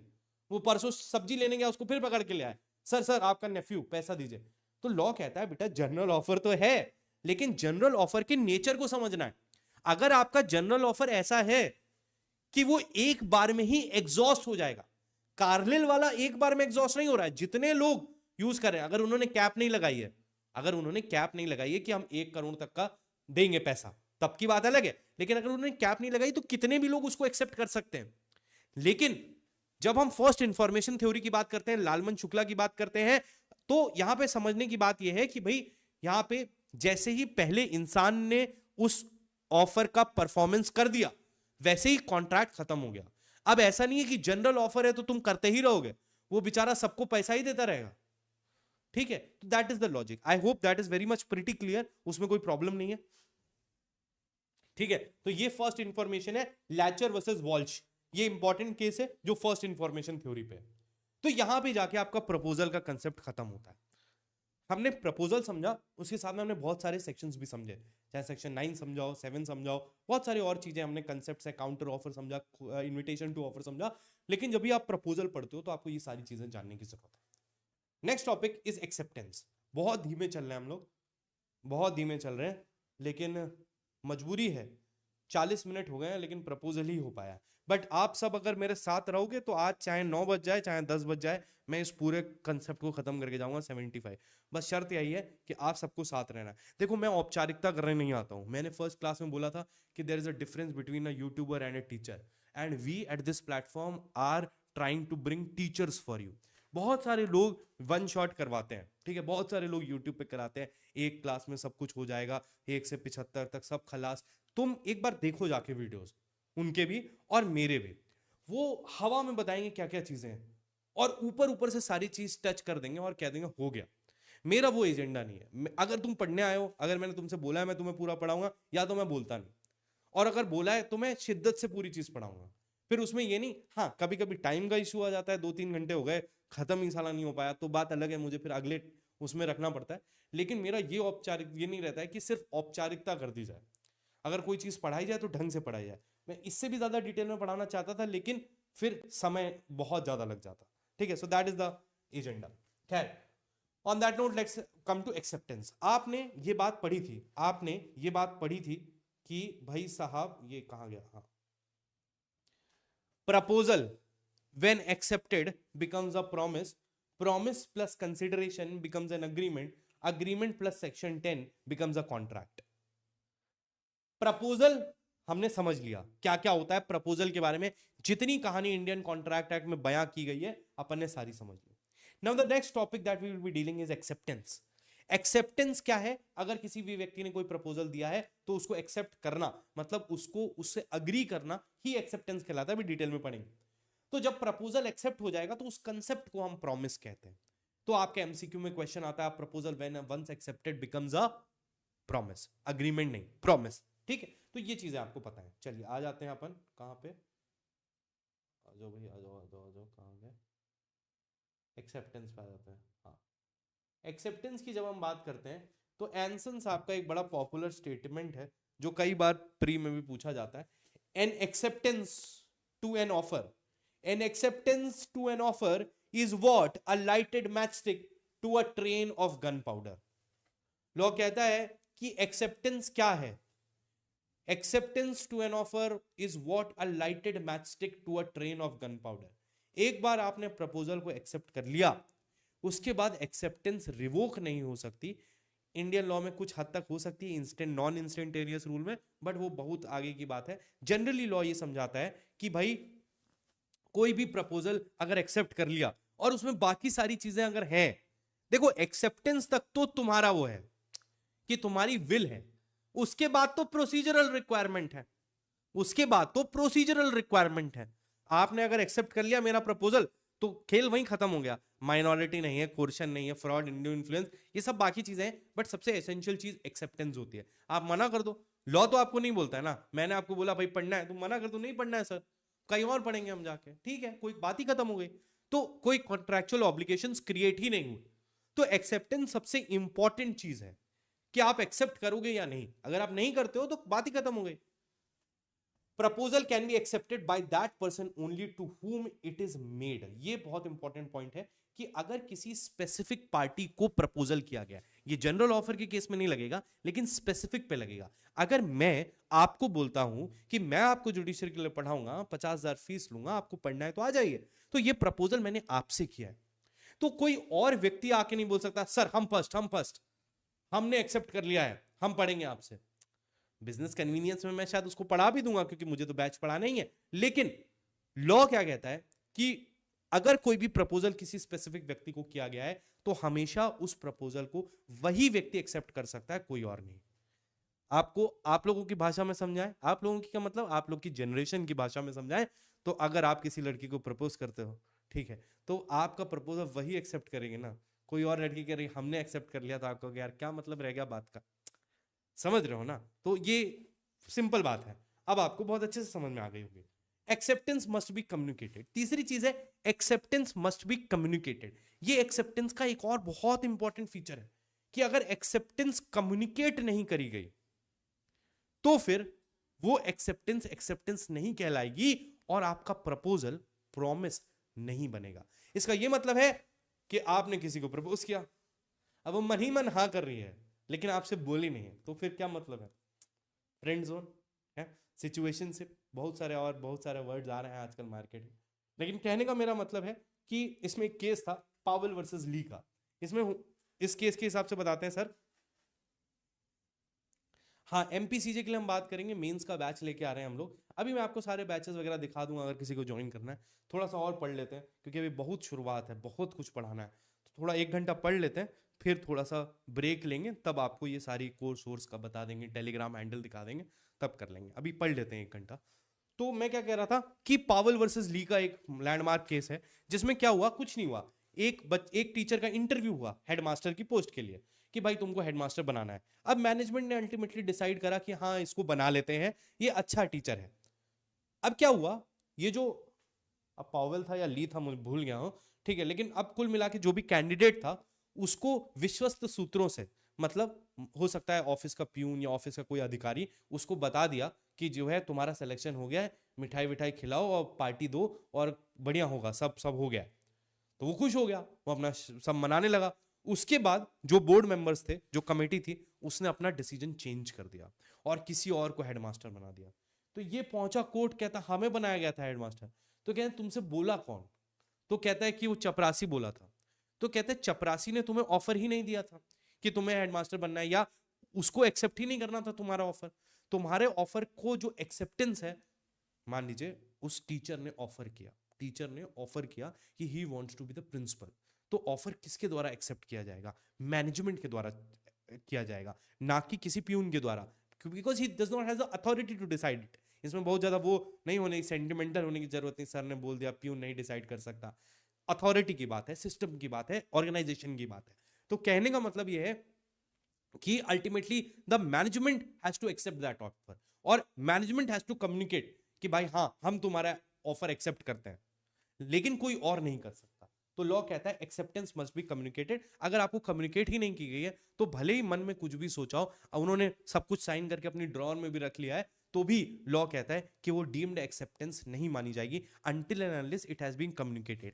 हालांकि जब आप आगे पढ़ोगे इसको डिटेल में तो कई बार ऐसा देखा गया है कि आपके जो एक्शंस होते हैं वो कई बार ऐसा देखा जाता है कि उनसे एक्सेप्टेंस कॉन्स्टिट्यूट हो जाती है। मैं एक एग्जांपल बताता हूं, दो कंपनी थी, उनके बीच में सामान खरीदा जाता था, रॉ मटेरियल और ये सब चीजें, तो वो लोग बिना कॉन्ट्रैक्ट के काम करते थे। एक बार उन्होंने ये डिसाइड किया कि हम एक डिटेल्ड कॉन्ट्रैक्ट बनाते हैं। एक डिटेल्ड कॉन्ट्रैक्ट बनाया जिसमें नए टर्म्स भी रखे गए और नए टर्म्स को बनाया गया। अब उसमें एक पार्टी ने साइन किया, दूसरी पार्टी के पास दिया गया कि आप साइन कर लीजिएगा। उन्होंने साइन ही नहीं किया, उन्होंने अपनी ड्रॉर में रखा रहा, लेकिन उनका जो बिजनेस था वो अब नई टर्म्स पे होने लगा। तो लॉ यहां पे समझाता है कि जब आपका एक्शन ऐसा है जहां पे आपने भले ही एक्सेप्टेंस कम्युनिकेट ना की हो, लेकिन नए कॉन्ट्रैक्ट या कॉन्ट्रैक्ट के आधार पे आपने काम करना शुरू कर दिया, तो ये डीम्ड एक्सेप्टेंस होगी। वो एक अलग कंसेप्ट है, बट यहां पे सिंपल आपको समझना है कि acceptance must be communicated, acceptance must be absolute and unqualified. ये बात आपको समझ में आ गई थी। A proposal when accepted becomes a promise, ये बात समझ में आ गई। प्रपोजल एक्सेप्ट हो जाएगा तो प्रॉमिस बन जाएगा, ठीक है। एक्सेप्टेंस इज साइन क्वा नॉन फॉर अ कॉन्ट्रैक्ट, मतलब एसेंशियल है, अगर एक्सेप्टेंस नहीं है तो कॉन्ट्रैक्ट का फॉर्मेशन पॉसिबल ही नहीं है। अब एक आता है बड़ा छोटा सा, छोटा तो नहीं कहूंगा, थोड़ा सा टिग्रम वाला है, लेकिन इसको अगर आप सब साथ देंगे, आप सब लोग का जोश रहेगा, तो 5 मिनट में ये भी कंसेप्ट खत्म हो जाएगा। Communication of proposal, acceptance and revocation, जहां पे 2 तरह के इंस्टेंटेनियस और नॉन इंस्टेंटेनियस रूल, यानी कि टेलीफोन और पोस्टल रूल के बारे में हम पढ़ते हैं। दो तरीके के रूल होते हैं। बेसिकली कहने का मतलब यहां पे डिसाइड करना है कि कब कम्युनिकेट हुई है प्रपोजल, एक्सेप्टेंस या रिवोकेशन, और कब वहां पे उसको रिवोक किया जा सकता है। ये दोनों चीजों को समझने के लिए दो रूल्स आते हैं। तो इसको सरल भाषा में अगर कहें तो दो तरीके हैं कॉन्ट्रैक्ट के फॉर्मेशन में, जहां पे एक तरफ आप आमने सामने बैठे हुए हैं या आप फोन पे बात कर रहे हैं और आपके बीच में टाइम गैप नहीं है, उसको हम बोलते हैं इंस्टेंटेनियस रूल।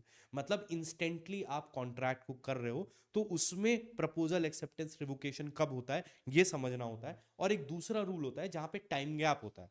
आपने लेटर लिखा, सामने वाले के पास 3 दिन बाद पहुंचा, फिर 3 दिन बाद आपने प्रपोजल भेजा, सामने वाले ने एक्सेप्टेंस भेजा, फिर आपने कुछ और भेजा। कहने का मतलब टाइम गैप रहता है। तो लॉ समझाना चाहता है इन दोनों रूल्स में अलग अलग तरीके की चीजें होती हैं। देखते हैं, एक है इंस्टेंटेनियस रूल। इंस्टेंटेनियस रूल में पार्टीज प्रेजेंट है। ए एक प्रपोजर है दिल्ली से जो टेलीफोन करता है बी को, जो कि एक्सेप्टर है मुंबई में। Communication of proposal when complete. तो लॉ कहता है कि अगर इस तरीके का एक ट्रांजैक्शन है, मतलब ए और बी टेलीफोन पे बात कर रहे हैं, ए ने कोई प्रपोजल दिया है, बी ने उस प्रपोजल को एक्सेप्ट करना है, तो इस तरीके के सिनेरियो में क्या होगा देखते हैं। Communication of proposal when complete. Law कहता है कम्युनिकेशन ऑफ प्रपोजल कब कंप्लीट हुई, व्हेन बी हियर्स इट। तो ए ने यहां से कोई प्रपोजल दिया टेलीफोन के माध्यम से, बी ने टेलीफोन के माध्यम से उसको सुना। तो लॉ कहता है जैसे ही बी ने टेलीफोन के माध्यम से उस प्रपोजल को सुना, वैसे ही प्रपोजल कंप्लीट हो गया। Communication of proposal complete. मतलब अब आप ये नहीं बोल सकते हो कि मेरे पास प्रपोजल नहीं पहुंचा। प्रपोजल आपके पास उसी समय पहुंच गया जब आपने उस प्रपोजल को अपने कानों से सुना। Communication of acceptance when A hears it. अगर बी ने उस प्रपोजल को एक्सेप्ट करना है, तो बी ने उस प्रपोजल को एक्सेप्ट किया, तो जब ए ने उस एक्सेप्टेंस को सुना तब प्रिज्यूम किया जाएगा कि एक्सेप्टेंस हो गई। प्लेस ऑफ कॉन्ट्रैक्ट दिल्ली होगी जहां पे एक्सेप्टेंस हर्ड है। अगर आप सीपीसी को पढ़ते हो तो वहां पे एक चीज आती है, जब आप देखते हो कि अगर आपको डिसाइड करना है कि सूट कहां फाइल होगा, तो आप देखते हो कॉज ऑफ एक्शन पार्टली और हुल्ली अरोज। ठीक है, 1920 21 में आप देखते हो ये सब लिखा होता है कि कहां कहां पे जुरिस्डिक्शन बनेगी। तो वहां पे एक कंसेप्ट आता है कि कॉज ऑफ एक्शन पार्टली और होल्ली अरोज। तो अगर कोई कॉन्ट्रैक्ट होता है, तो कॉन्ट्रैक्ट में अगर कोई ब्रीच होती है, उसके बाद जब आप सीपीसी में उस कॉन्ट्रैक्ट के लिए डैमेजेस मांगने के लिए क्लेम डालते हो, तो आप किस कोर्ट पे मुकदमा फाइल करोगे, उसके लिए आपको यह डिसाइड करना पड़ेगा कि प्लेस ऑफ कॉन्ट्रैक्ट क्या है। तो प्लेस ऑफ कॉन्ट्रैक्ट डिसाइड करने के लिए यह देखा जाता है कि आपका इंस्टेंटेनियस रूल था या नॉन इंस्टेंटेनियस रूल था। अगर इंस्टेंटेनियस रूल था तो आपकी प्लेस ऑफ कॉन्ट्रैक्ट क्या होगी, where the acceptance has been heard. तो प्रपोजल ए ने दिया, बी ने उसको एक्सेप्ट किया, बी ने अपनी एक्सेप्टेंस मुंबई से बोली और ए ने दिल्ली में उसको सुना। तो बॉटम लाइन जो लॉ है वो ये है कि सर इंस्टेंटेनियस रूल में जो प्लेस ऑफ कॉन्ट्रैक्ट है, that is the place where the acceptance is heard. और इसमें दो केस है, भगवान दास वर्सेस गिरधारीलाल और एंट्रोज लिमिटेड वाला, ये आपके प्लेस ऑफ कॉन्ट्रैक्ट की बात करते हैं। ठीक है, तो इतनी सी बात आपको इसमें याद रखनी है। अब इंपॉर्टेंट जो आता है वो आता है नॉन इंस्टेंटेनियस रूल। अगर ये आपने समझ लिया तो आपको सब समझ में आ जाएगा। लेकिन मैं कोशिश करूंगा बहुत संभाल के, बहुत सरलता से इसको समझाऊंगा और कोशिश करूंगा कि आपको समझ में आ जाए। नॉन इंस्टेंटेनियस रूल का मतलब होता है पार्टीज इंटरप्रेजेंटस नहीं है। इसका मतलब पार्टीज दूर है और उनके बीच में लेटर के थ्रू कम्युनिकेशन हो रहा है जहां पे टाइम गैप है। तो एक बार देखते हैं, ए ने दिल्ली से एक लेटर भेजा बी के पास मुंबई में, ए ने प्रपोजल भेजा बी के पास मुंबई में, बी ने उस प्रपोजल को एक्सेप्ट किया। तो अब यहां पे देखते हैं, कुछ टाइमलाइंस को देखते हैं। टाइमलाइंस क्या है, ए ने बी को प्रपोजल सेंड किया 1 जनवरी को। 1 जनवरी को ए ने एक लेटर बी को भेजा, ये एक प्रपोजल था। B receives the letter on 3 January. तो बी को 3 जनवरी को वो लेटर रिसीव हुआ। B send the acceptance on 5 January. B ने उस प्रपोजल का एक्सेप्टेंस 5 जनवरी को पोस्ट किया। ए रिसीव्स द एक्सेप्टेंस ऑन 7 जनवरी, 7 जनवरी को ए को एक्सेप्टेंस रिसीव हुआ। ये डेटा आपको समझ में आ गया, इसमें कोई प्रॉब्लम नहीं है। 1 तारीख को ए ने प्रपोजल दिया, 3 तारीख को बी को प्रपोजल रिसीव हुआ, 5 तारीख को बी ने एक्सेप्टेंस को पोस्ट किया और 7 तारीख को ए को एक्सेप्टेंस रिसीव हुई। ये एक बेसिक ढांचा है। अब इसको ध्यान में रखते हुए आपको क्या समझना है, acceptance complete as against A on 5th January और acceptance complete against B on 7th January, communication of proposal completed on 3rd January. यहां पे लॉ ये समझाना चाहता है कि सबसे पहला क्वेश्चन आएगा, बेसिकली ये क्वेश्चन इसीलिए पूछा जाता है क्योंकि कई बार लोग कहते हैं कि प्रपोजल था ही नहीं या एक्सेप्टेंस था ही नहीं या क्या दिक्कत आई। तो एक बात इसको जरा समझिएगा, एक बात समझिएगा कि अगर ए ने 1 तारीख को प्रपोजल भेजा है और 3 तारीख को बी को प्रपोजल मिला है, तो लॉ कहता है कि जैसे ही बी को प्रपोजल प्राप्त हुआ, the communication of proposal is complete, मतलब प्रपोजल पहुंच चुका है। प्रपोजल से ज्यादा यहां पे इंपॉर्टेंट ये है कि एक्सेप्टेंस कब बाइंडिंग होगी, ध्यान से समझना। Now this is complex, I will try to make it very simple but this is a bit complex. Law समझाना चाहता है कि प्रपोजल का जो एक्सेप्टेंस है वो दोनों पार्टीज पे अलग अलग तरीके से बाउंड होंगे। इसका मतलब यह है कि ए ने प्रपोजल दिया है, बी एक्सेप्टेंस दे रहा है, ठीक है, ए ने प्रपोजल दिया है, बी एक्सेप्टेंस दे रहा है। तो यहां पे आपको समझना बेटा यह है कि बी अपनी एक्सेप्टेंस से कब बाउंड होगा और ए अपनी बी की एक्सेप्टेंस से कब बाउंड होगा, क्योंकि आपको पता है acceptance is what matches matchbox और matchstick to a train of gunpowder. तो लॉ यहां समझना चाहता है कि दो पार्टीज हैं ए और बी ने एक्सेप्टेंस अपनी ट्रांजिट में डाल दी। लॉ बस आपको इतना समझाना चाहता है कि उस एक्सेप्टेंस से ए कब बाउंड होगा और उस एक्सेप्टेंस से बी कब बाउंड होगा।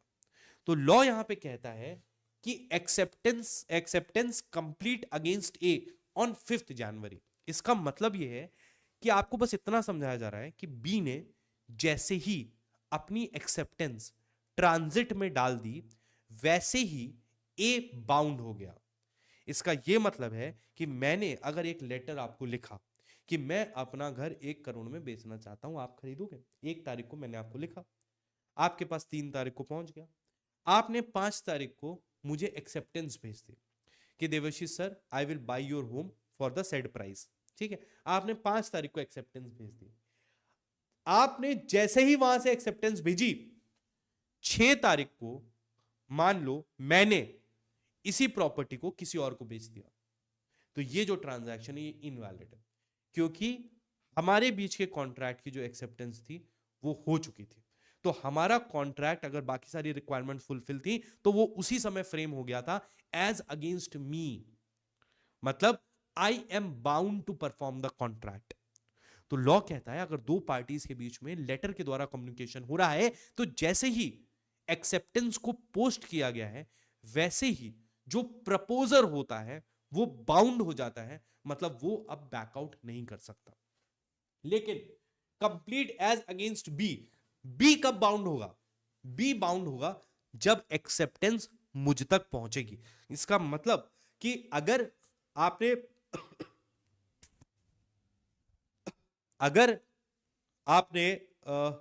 5 तारीख को एक्सेप्टेंस भेजी और वो एक्सेप्टेंस मुझे 7 तक मिली, तो 7 के बाद आप बाउंड हो गए। इसका मतलब यह है कि 7 के पहले आप उस एक्सेप्टेंस को रिवोक भी कर सकते हो, और 6 तारीख को आप बाउंड नहीं हो, भले ही आपने एक्सेप्टेंस दे दिया। आपकी एक्सेप्टेंस जब मुझ तक पहुंचेगी तब आप बाउंड हो गए, लेकिन आपकी एक्सेप्टेंस जैसे ही आपकी पावर के बाहर निकली वैसे ही मैं बाउंड हो जाऊंगा। यह है नॉन इंस्टेंटेनियस रूल में प्रपोजल और एक्सेप्टेंस। बोलो किसी को समझ में आया? थोड़ा सा डिफिकल्ट हो गया होगा मैं जानता हूं। इसमें प्लेस ऑफ कॉन्ट्रैक्ट जो होगा वो मुंबई होगा, जहां से एक्सेप्टेंस पोस्ट की गई है, जहां से एक्सेप्टेंस पोस्ट की गई है प्लेस ऑफ कॉन्ट्रैक्ट वहां होगा। हमने इंस्टेंटेनियस में पढ़ा जहां पे एक्सेप्टेंस हियर की गई थी, लेकिन यहां पे जहां पे एक्सेप्टेंस पोस्ट की गई है वहां पे होगा। बोलो किसी को समझ में आया? कहना हियर है यस और नो?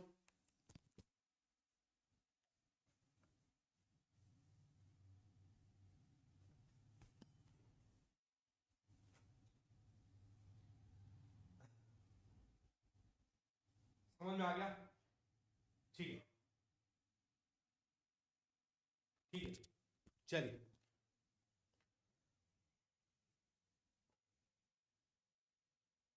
आगे बढ़ते हैं।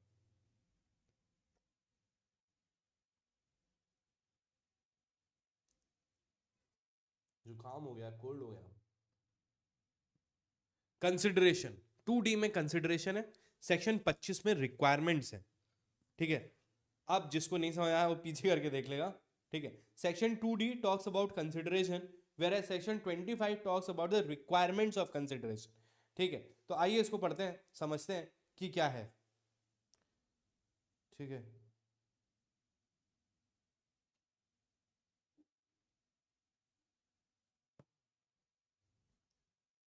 consideration must move at the desire of the promiser, may be given by the promisee or any other person, can be past, present or future, something of real value in lieu of promise। अपन ने पढ़ा था कि proposal जब accept किया जाता है तब वो प्रॉमिस बनता है, और प्रॉमिस के ल्यू में जो चीज दी जाती है उसको हम कंसिडरेशन बोलते हैं। इसका क्या मतलब है? मैं आपको प्रॉमिस करता हूं कि मैं आपको पढ़ाऊंगा, उसके ल्यू में आप मुझे क्या दे रहे हो? पैसे दे रहे हो। तो लॉ ये समझाता है कि कंसिडरेशन क्विड प्रो क्यो तो है, बट प्रपोजर जो प्रॉमिस कर रहा है, ठीक है, उसके कंटेक्स्ट में आप उसको कंसिडरेशन दे रहे हो। दोनों तरफ से हो सकती है कंसिडरेशन, मेरी तरफ से एक कंसिडरेशन होगी, आपकी तरफ से दूसरी होगी, वो तो आपको क्लियर है। कंसिडरेशन जो होती है वो समथिंग ऑफ रियल वैल्यू होनी चाहिए, ये अभी हम आगे भी पढ़ेंगे।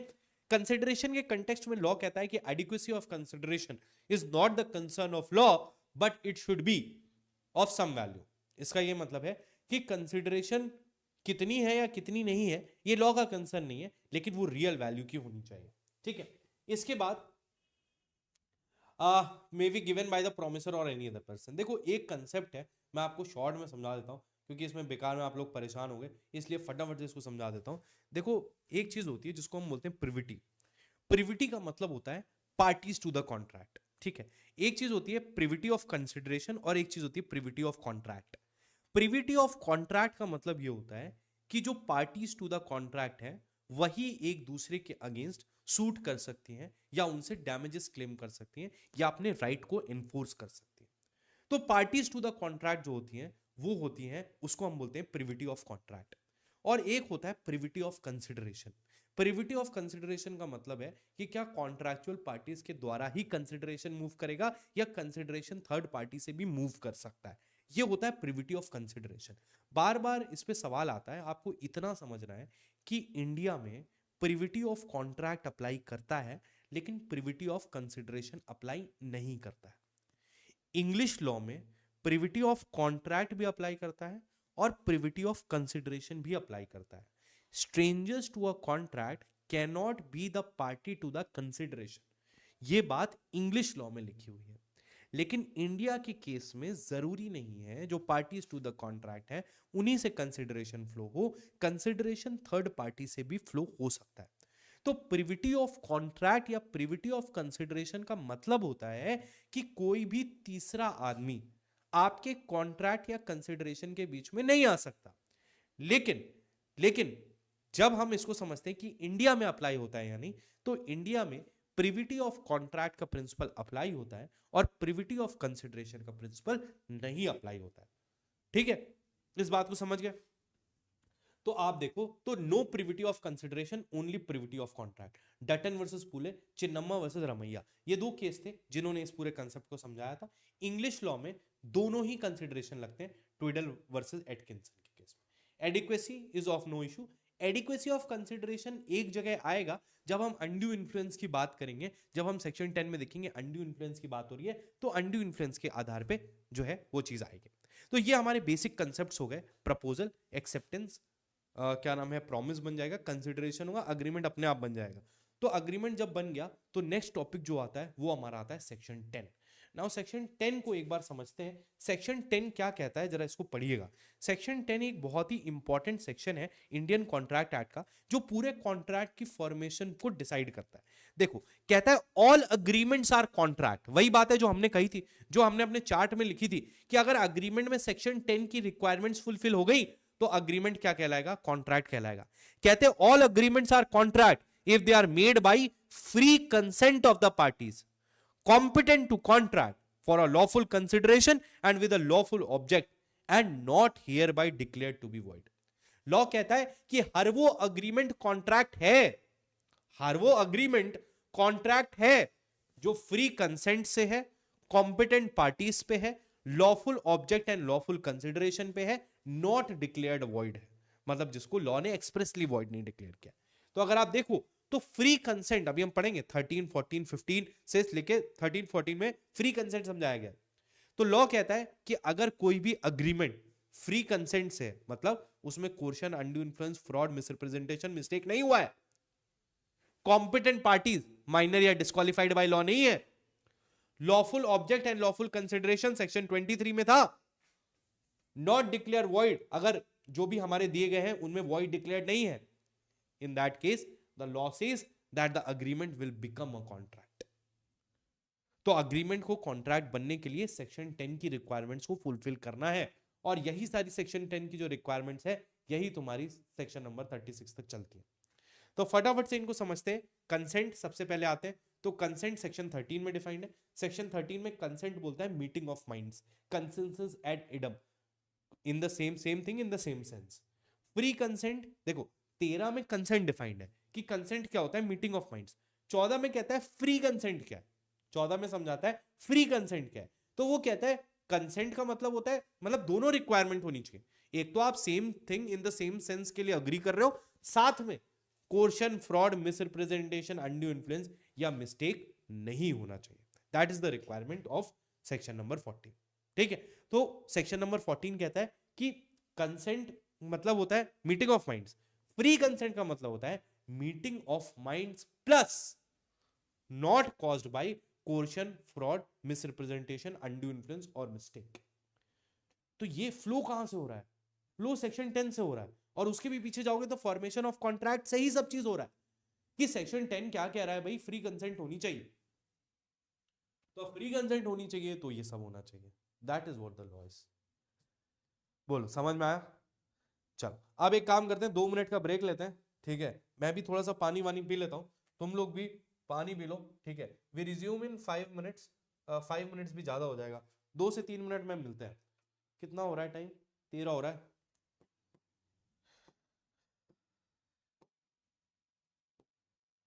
17:17 पे वापस मिलते हैं, ठीक है। 1 मिनट का ब्रेक ले रहे हैं, यहीं पे हूं मैं, ठीक है। बैक एट 17:17, 3 से 4 मिनट है। आप लोग पानी वानी पी लो, चाय वाय मत पीने लगना, उसमें समय लग जाएगा। 3 मिनट में आके मैं शुरू कर दूंगा, ठीक है। 17:17 पे मैं शुरू कर दूंगा, तो आप आ जाइए, मैं भी थोड़ा सा वॉशरूम हो लेता हूँ, पानी पी लेता हूँ, और फिर वापस से मिलते हैं, ठीक है।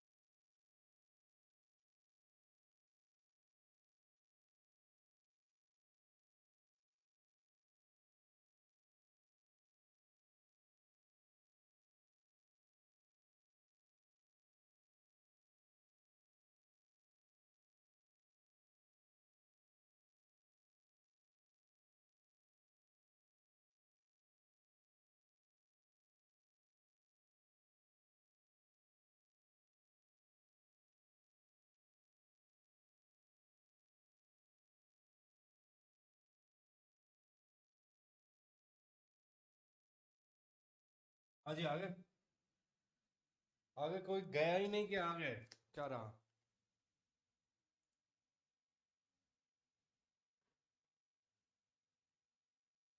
अरे वाह,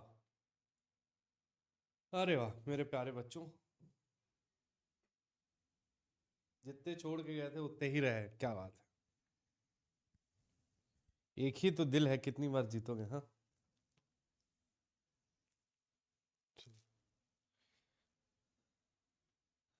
मैं तुम लोग के लिए तो आज कुछ वो लेके आने वाला था, कुछ लाइनें बढ़िया बढ़िया, लेकिन फिर मुझे समय नहीं मिल पाया। ठीक है, एक लाइन सुनाता हूँ, चलो दरवाजा उठाना। एक लाइन सुनाता हूँ। दिल ना उम्मीद तो नहीं, नाकाम ही तो है, लंबी है गम की शाम मगर शाम ही तो है। अगर एग्जाम नहीं निकल रहा है, पढ़ाई नहीं हो पा रही है, या एग्जाम नहीं आ रहा है, तो परेशान मत हो, चीजें जल्दी बेहतर होंगी। ठीक है, अगली क्लास से एक बढ़िया कोई कोटेशन लेके आएंगे मोटिवेशन वाली। ठीक है, ताकि आप लोग का वो चलता रहे।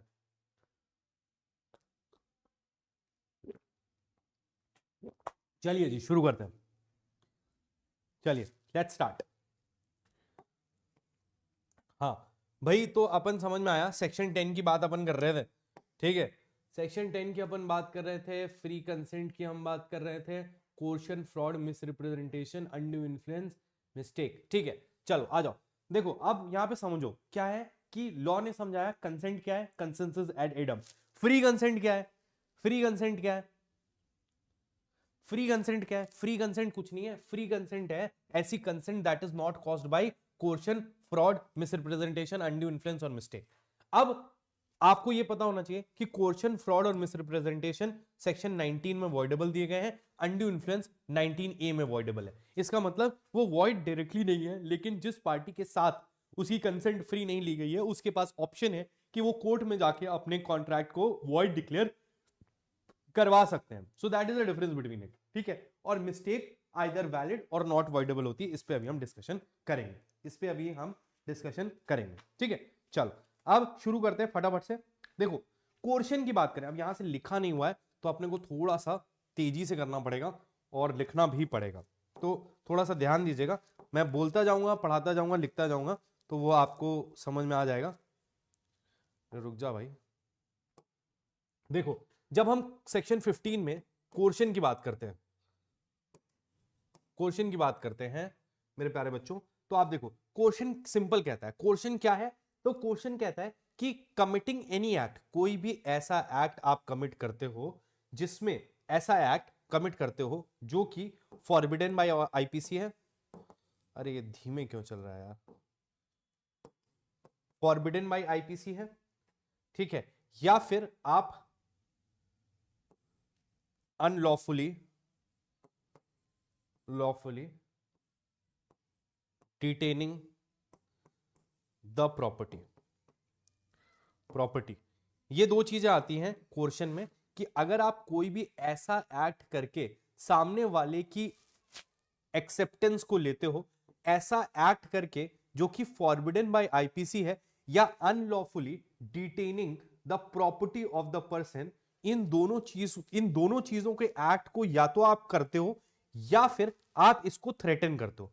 मतलब या तो आप एक्चुअल एक्ट कर सकते हो या फिर आप थ्रेटन कर सकते हो। अरे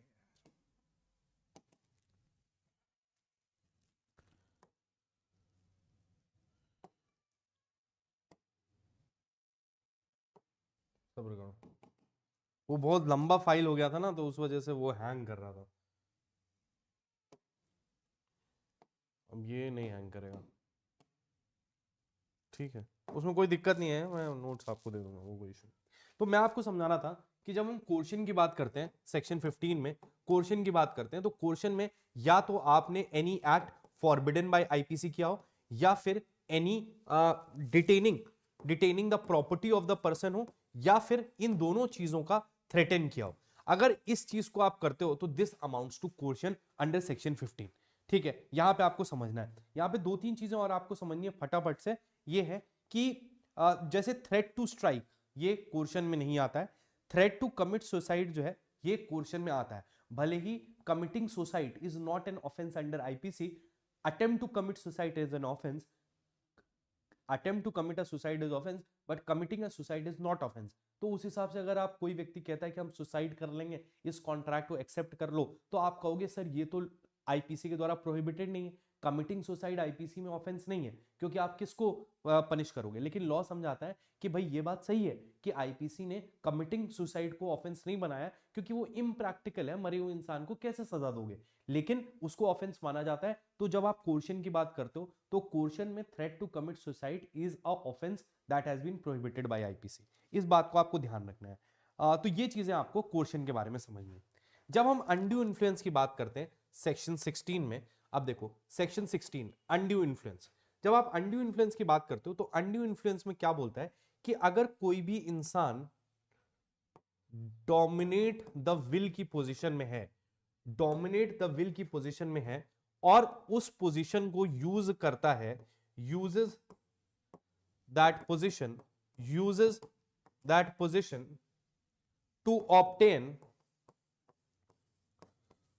obtain unfair advantage, unfair advantage, तो उसको कहा जाता है कि उसने अनड्यू इन्फ्लुएंस किया है। तो अनड्यू इन्फ्लुएंस का इंपॉर्टेंट चीज क्या है कि कोई भी व्यक्ति डोमिनेट द विल की पोजीशन में होना चाहिए, सिर्फ पोजीशन ही जरूरी नहीं है, उसने उस पोजीशन का यूज किया होना चाहिए टू ऑब्टेन अनफेयर एडवांटेज।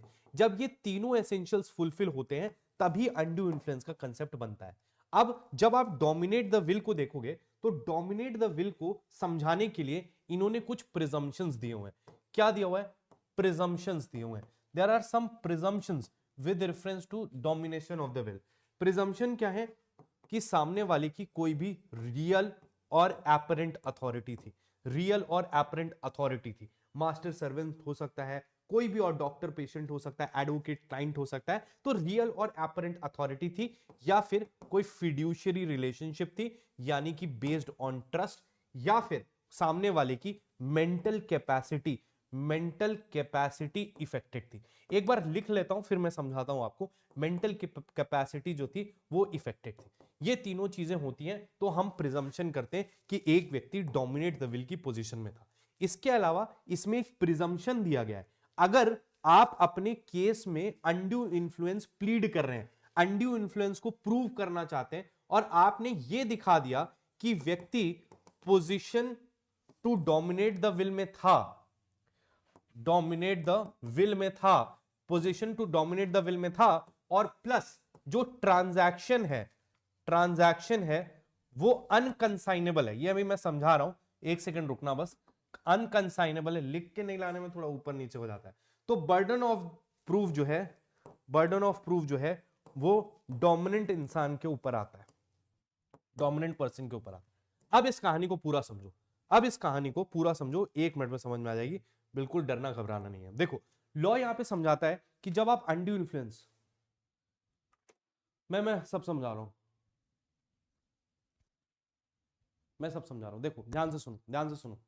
मैं आपको ये समझा रहा हूं कि अनड्यू इन्फ्लुएंस का कंसेप्ट क्या मांगता है कि अगर किसी भी ट्रांजैक्शन में, किसी भी कॉन्ट्रैक्ट में आपको ये चेक करना है कि सामने वाले के इंसान की जो कंसेंट थी वो फ्री नहीं थी, क्योंकि उसकी कंसेंट अनड्यू इन्फ्लुएंस की वजह से थी, तो कोर्ट क्या चेक करेगा? कोर्ट चेक करेगा कि जिस व्यक्ति ने अनड्यू इन्फ्लुएंस से कंसेंट ली है वो व्यक्ति डोमिनेट द विल की पोजीशन में था, उसने उस पोजीशन को यूज किया है। देखो पोजीशन में कोई भी हो सकता है, ऐसा हो सकता है मास्टर सर्वेंट हूं, मेरे सर्वेंट को अपनी प्रॉपर्टी बेचनी थी, उसको अपनी प्रॉपर्टी बेचनी थी, मुझे प्रॉपर्टी खरीदनी थी, मैंने उससे खरीद ली।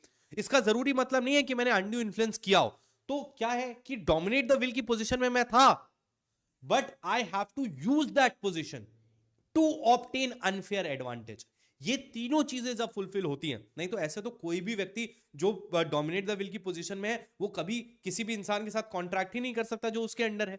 तो लॉ यहां समझाता है कि तीनों चीजें जरूरी हैं, डोमिनेट द विल होनी चाहिए, यूजेस दैट पोजीशन होनी चाहिए, टू ऑब्टेन अनफेयर एडवांटेज होना चाहिए। इसके साथ में सेक्शन नंबर 16 कहता है कि डोमिनेट द विल के प्रिजम्पशंस हैं। मतलब लॉ को अगर डिसाइड करना है, कोर्ट को डिसाइड करना है कि ये व्यक्ति डोमिनेट द विल की पोजीशन में था या नहीं, तो वो ये चेक करेगा क्या उसके ऊपर रियल या एपरेंट अथॉरिटी थी, क्या वो एक फिड्यूशियरी रिलेशनशिप, एक ट्रस्ट की रिलेशनशिप में थे, या फिर सामने वाले की मेंटल कैपेसिटी इफेक्टेड थी, वो बहुत ज्यादा बीमार था या सोच समझने की कैपेबिलिटी में नहीं था। अगर इनमें से कोई भी चीज आती है, कहने का मतलब आप समझो, अगर कोर्ट में केस होता है, मैं प्लीड कर रहा हूं कि मेरे साथ अनड्यू इन्फ्लुएंस हुआ है, तो आप क्या प्लीड करोगे? साहब नहीं किया है मैंने। मैं कोर्ट से क्या बोलूंगा? मैं कोर्ट से बोलूंगा सर ये डोमिनेट द विल की पोजीशन में थे। तो कोर्ट मुझसे पूछेगा कैसे प्रूव कर, तो मैं कह रहा हूं रियल और एपरेंट अथॉरिटी थी, या फिड्यूशियरी रिलेशनशिप थी, या मेंटल कैपेसिटी इफेक्टेड थी। जब मैं इनके थ्रू प्रूव करूंगा तो डोमिनेट द विल प्रूव हो जाएगा। उसके बाद मुझे प्रूव करना पड़ेगा कि डोमिनेट द विल तो था, लेकिन इस पोजीशन को भी इन्होंने यूज किया और अनफेयर एडवांटेज लिया, इस वजह से अनड्यू इन्फ्लुएंस हुआ। इस वजह से मैं कॉन्ट्रैक्ट को वॉइड डिक्लेयर करवाना चाहता हूं। एक प्रिजम्पशन दिया हुआ है, एक एजम्पशन दिया हुआ है, प्रिजम्पशन दिया हुआ है। प्रिजम्पशन क्या कहता है कि अगर कोई भी व्यक्ति position to dominate the will में था plus the transaction is unconscionable, तो बर्डन ऑफ प्रूफ उस व्यक्ति पे होगा जो position to dominate the will था, कि वो इस बात को डिस्प्रूव करे कि अनड्यू इन्फ्लुएंस नहीं था।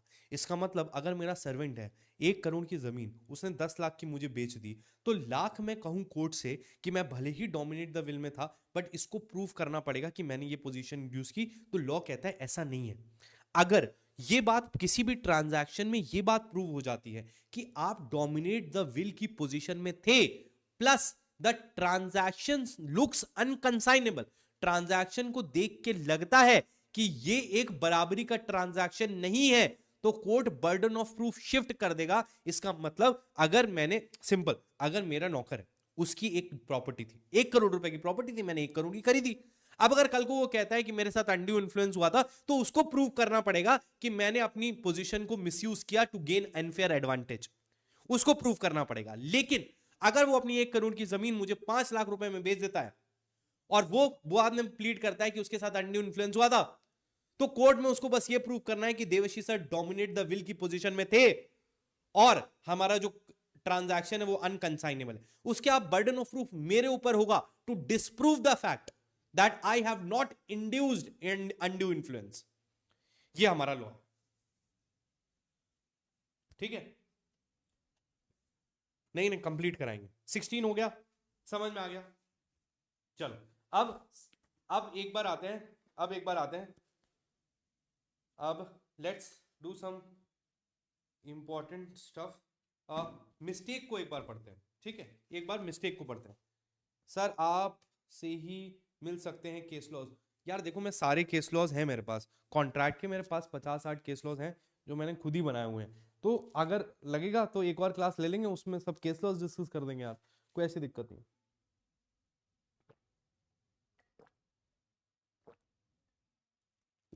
मैं नोट्स वगैरह भेजने पे विश्वास नहीं रखता हूँ। पीडीएफ इकट्ठा करते रहोगे, बहुत सारी हो जाएंगी, ऑलरेडी हैं वो सब ऐसे ही रहेंगे। तो मैं जो पढ़ाता हूं उसी पे विश्वास रखता हूं, ठीक है? चलिए अब एक और कंसेप्ट को पढ़ते हैं। क्वेश्चन हो गया, अनड्यू इन्फ्लुएंस हो गया, फ्रॉड मिसरिप्रेजेंटेशन में भी अभी डिफरेंस देख लेंगे, बट उससे पहले एक बार मिस्टेक को देखते हैं। मिस्टेक एक इंपॉर्टेंट पॉइंट है जिसमें समझ में नहीं आता है, तो एक बार मिस्टेक को समझते हैं। नेक्स्ट टॉपिक जो हम देखने जा रहे हैं वो है मिस्टेक। फटाफट से समझिएगा मिस्टेक को समझिए। मिस्टेक दो तरीके की होती है, मिस्टेक दो तरह की होती है, एक अपनी गलती, एक सामने वाले की, ऐसा नहीं। मिस्टेक दो तरह की होती है, एक होती है मिस्टेक ऑफ फैक्ट और एक होती है मिस्टेक ऑफ लॉ। ये बहुत ही घिचपिच करके लिखा हुआ है आपके बेयर एक्ट में, लेकिन इस चार्ट के मदद से आपको मिस्टेक हमेशा पीटी मेंस इंटरव्यू के लिए हमेशा से क्लियर हो जाएगा, क्योंकि बात वही है, बस बेयर एक्ट में बहुत ज्यादा घुमा के लिखी हुई है। तो आप देखिएगा दो तरीके की मिस्टेक होती है, एक होती है मिस्टेक ऑफ फैक्ट और एक होता है mistake of law. Mistake of fact जो है वो आपका सेक्शन नंबर 20 और 22 में दी गई है, जबकि मिस्टेक ऑफ लॉ जो है वो आपकी सेक्शन 21 में दी गई है। मिस्टेक ऑफ फैक्ट अगेन दो तरीके की हो सकती है। मिस्टेक ऑफ फैक्ट दो तरीके की हो सकती है, जिसमें हम बोलते हैं एक होती है बाइलैटरल यानी कि दोनों की बाइलैटरल मिस्टेक, और एक होती है unilateral mistake. Unilateral mistake, bilateral mistake और यूनिलैटरल मिस्टेक, ये दो तरीके की जो मिस्टेक्स हैं ये हमारी मिस्टेक ऑफ फैक्ट में देखी जाती है। बाइलैटरल का मतलब होता है दोनों पार्टीज को पता नहीं था कि किस घोड़े की बात हो रही है, वो दोनों कहते हैं कि वो एक व्यक्ति सोच रहा है कि हम घोड़ा बेच रहे हैं, दूसरे को लग रहा है हम बकरी खरीद रहे हैं। दोनों ही को पता नहीं है, फैक्ट ही नहीं पता है एग्जैक्टली जिससे ट्रांजैक्शन हो रहा है। तो ये both parties are at fault या दो पार्टीज आर मिस्टेकन। तो अगर ऐसा कोई कॉन्ट्रैक्ट है जिसमें दोनों ही parties bilateral mistake of fact है, मतलब उनको फैक्ट की क्लैरिटी नहीं है, तो सेक्शन नंबर 20 इस बात को मेंशन करता है कि ऐसा कॉन्ट्रैक्ट जो होगा वो डिक्लेयर्ड टू बी वॉइड। ठीक है, ऐसा contract to be declared to be void, या आप कह सकते हो कि ये क्या नाम है, दोनों ही पार्टीज के केस में वॉइड होगा। जबकि यूनिलैटरल मिस्टेक का मतलब होता है एक पार्टी की मिस्टेक अगर है, पहले इस चार्ट को बना लो या मेरे को बना लेने दो तो आपको समझ में आ जाएगा। अगर बाय वन पार्टी ओनली है, वन पार्टी ओनली, एक को लगा कुछ और दूसरे को सही लग रहा है, तो that is not voidable, not voidable. ये दिया हुआ है सेक्शन 22 में और ये वैलिड है। हजारों बार आपके सिर्फ यही एमसीक्यू बार बार पूछे जाते हैं कि भाई यूनिलैटरल मिस्टेक ऑफ फैक्ट है तो क्या होगा, वैलिड रहेगा, वॉइड अब इनिशियो रहेगा। तो मेरा कहने का मतलब है इस चार्ट के माध्यम से आप हमेशा इसको सही कर सकते हो। अब आता है लॉ, मिस्टेक ऑफ लॉ। तो मिस्टेक ऑफ लॉ जो है वो फर्दर दो पार्ट में डिवाइडेड है। मिस्टेक ऑफ लॉ जो है वो फर्दर दो पार्ट्स में डिवाइडेड है। एक है mistake of Indian law, mistake of Indian law, और एक है mistake of foreign law, mistake of foreign law, mistake of foreign law. अगर हम इंडियन लॉ की बात करते हैं तो इंडियन लॉ में it is not voidable, not voidable इसका मतलब है इट इज वैलिड। यहीं से प्रिंसिपल आता है that ignorance of law is no excuse, ignorance of law is no excuse, ये यहीं से आता है, ये दिया हुआ है आपका सेक्शन नंबर 21 में। जब हम फॉरेन लॉ की बात करते हैं तो फॉरेन लॉ वापस से दो तरीके का हो सकता है। एक बार चार्ट बना लें तो फिर समझा देंगे, एक बार एक मिनट बस रुक जाओ। दो तरीके का होता है, बायलैटरल, बायलैटरल और यूनिलैटरल। तो इसमें जो लिखा हुआ है कि same as mistake of fact, same as mistake of fact, इसका मतलब मिस्टेक ऑफ फैक्ट में जो प्रिंसिपल लग रहे हैं बायलैटरल और यूनिलैटरल में सेम फॉरेन लॉ में भी लगते हैं। तो बायलैटरल में ये वॉइड है और यूनिलैटरल में ये नॉट वॉइडेबल है, नॉट वॉइडेबल है इसका मतलब वैलिड है। ये बात लिखी हुई है सेक्शन नंबर 21 में।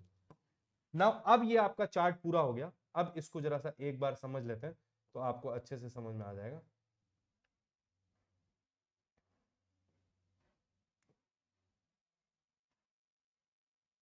ठीक है, अब आपको समझ में आ जाएगा, देखिएगा ध्यान से। हाँ, एक बार देखिएगा, लॉ यहां पे समझाता है कि मिस्टेक दो तरीके की होती है, mistake of fact, mistake of law. Mistake of fact section 20 और 22 में डेल्ट है, मिस्टेक ऑफ लॉ सेक्शन 21 में। मिस्टेक ऑफ फैक्ट दो तरीके की हो सकती है, बायलैटरल यानी दोनों पार्टीज की म्यूचुअल मिस्टेक, या फिर यूनिलैटरल मिस्टेक एक पार्टी के द्वारा। बायलैटरल मिस्टेक होगी तो आपका अग्रीमेंट जो होगा वॉइड डिक्लेयर हो जाएगा, जबकि यूनिलैटरल मिस्टेक होगी तो नॉट वॉइडेबल होगा यानी कि वैलिड होगा। ये हो गया फैक्ट का। जब हम लॉ की बात करते हैं, मिस्टेक ऑफ लॉ की, तो मिस्टेक ऑफ लॉ दो तरह का हो सकता है, Indian law, foreign law. Indian law में कोई भी मिस्टेक है, चाहे यूनिलैटरल है चाहे बायलैटरल है, not voidable, valid. Ignorance of law is no excuse. तो लॉ की मिस्टेक को, इंडियन लॉ की मिस्टेक को किसी भी तरीके से वॉइड नहीं माना जाता है, वो वैलिड ही होती है। आपकी गलती है, आपको पता होना चाहिए था। फॉरेन लॉ की हम बात करेंगे तो फॉरेन लॉ में जो प्रिंसिपल लगते हैं वो मिस्टेक ऑफ फैक्ट के ही लगते हैं। यानी कि अगर mistake of foreign law bilateral है, दोनों पार्टीज पे है, तो वो वॉइड होगा, लेकिन अगर वो यूनिलैटरल है तो वैलिड होगा। ये चार्ट अगर आपको याद रहेगा तो आप किसी भी स्टेट में कोई भी एमसीक्यू या मेंस का आंसर भी लिख रहे हैं तो आपने यही सब बातें लिखनी है। ये क्या होता है, कैसे होता है, इस पर थोड़ा सा डिटेल पे चर्चा अभी नहीं पॉसिबल है, बट अगर आप ये भी समझ गए तो आपका पूरा काम हो जाएगा, आपका कोई भी आंसर गलत नहीं होगा, आपका कोई भी आंसर गलत नहीं होगा। ठीक है, अब नेक्स्ट टॉपिक जो हम पढ़ने जा रहे हैं इसके बाद वो है डिस्चार्ज ऑफ कॉन्ट्रैक्ट। अब यहां के बाद जो छोटे छोटे सेक्शंस हैं वो आपको थोड़े देखने पड़ेंगे। वो सारे सेक्शंस तो मैं अभी नहीं बता रहा हूं, मेरा आइडिया था कि बेयर एक्ट से एक बार डील कर लूंगा, लेकिन चलिए जितने महत्वपूर्ण चीजें हैं वो तो डिस्कस हो जाएंगी। तो नेक्स्ट है टॉपिक जो हम करने वाले हैं वो है discharge of contract. Discharge of contract ये एक इंपॉर्टेंट टॉपिक है, डिस्चार्ज ऑफ कॉन्ट्रैक्ट। इसका ये मतलब है कि अगर आपने कॉन्ट्रैक्ट की फॉर्मेशन वैलिड तरीके से की है तो मैंने आपको बताया था कि पार्टीज के ऊपर ऑब्लिगेशन है कि वो अपने कॉन्ट्रैक्ट को परफॉर्म करेंगे। अगर वो नहीं करते हैं तो आपका कॉन्ट्रैक्ट ब्रीच में कॉन्स्टिट्यूट हो जाएगा और फिर आपको डैमेजेस देने पड़ेंगे।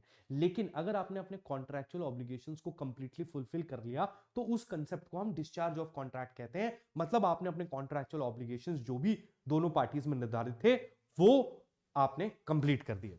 तो डिस्चार्ज ऑफ कॉन्ट्रैक्ट के केस में अगर आप पढ़ोगे तो डिस्चार्ज कितनी तरीके से हो सकता है। तो सबसे पहला होता है बाय परफॉर्मेंस।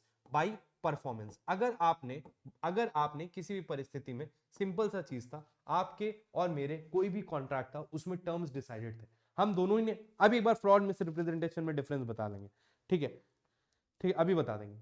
बाय परफॉर्म वो छोटा सा पॉइंट है, मैं सोच रहा हूं जो ज्यादा वो वाले हैं क्लैरिटी वाले वो बता दें, छोटे छोटे पॉइंट्स अभी और डिस्कस कर लेंगे, कोई दिक्कत की बात नहीं। अब डिस्चार्ज ऑफ कॉन्ट्रैक्ट किस किस तरीके से हो सकता है? बाय परफॉर्मेंस हो सकता है, मतलब आपके जो भी कॉन्ट्रैक्चुअल ऑब्लिगेशंस थे वो आपने पूरे कर लिए तो आपका कॉन्ट्रैक्ट क्या हो जाएगा? डिस्चार्ज हो जाएगा। तो ये पहला हो सकता है परफॉर्मेंस। दूसरा हो सकता है बाय अग्रीमेंट। बाय अग्रीमेंट जिसमें हम क्या कहते हैं, जिसमें नोवेशन, ऑल्टरेशन और रिसेशन की बात करते हैं हम, तो बाय अग्रीमेंट पार्टीज खुद अग्री करती हैं कि उनका पिछला जो कॉन्ट्रैक्ट था वो खत्म हो जाएगा और वो एक नए कॉन्ट्रैक्ट में एंटर हो जाएंगे। तो इसका क्या मतलब होता है कि आपने पुराना कॉन्ट्रैक्ट जो था उसको डिस्चार्ज कर दिया। अभी समझाता हूं। इसके बाद आपका बाय अग्रीमेंट के बाद क्या आएगा? By performance, by agreement, by supervening impossibility. By impossibility, अगर इम्पॉसिबिलिटी हो गई, इम्पॉसिबिलिटी टू परफॉर्म हो गया, कॉन्ट्रैक्ट परफॉर्म ही नहीं कर सकते, उसके अलावा डिस्चार्ज किससे होगा?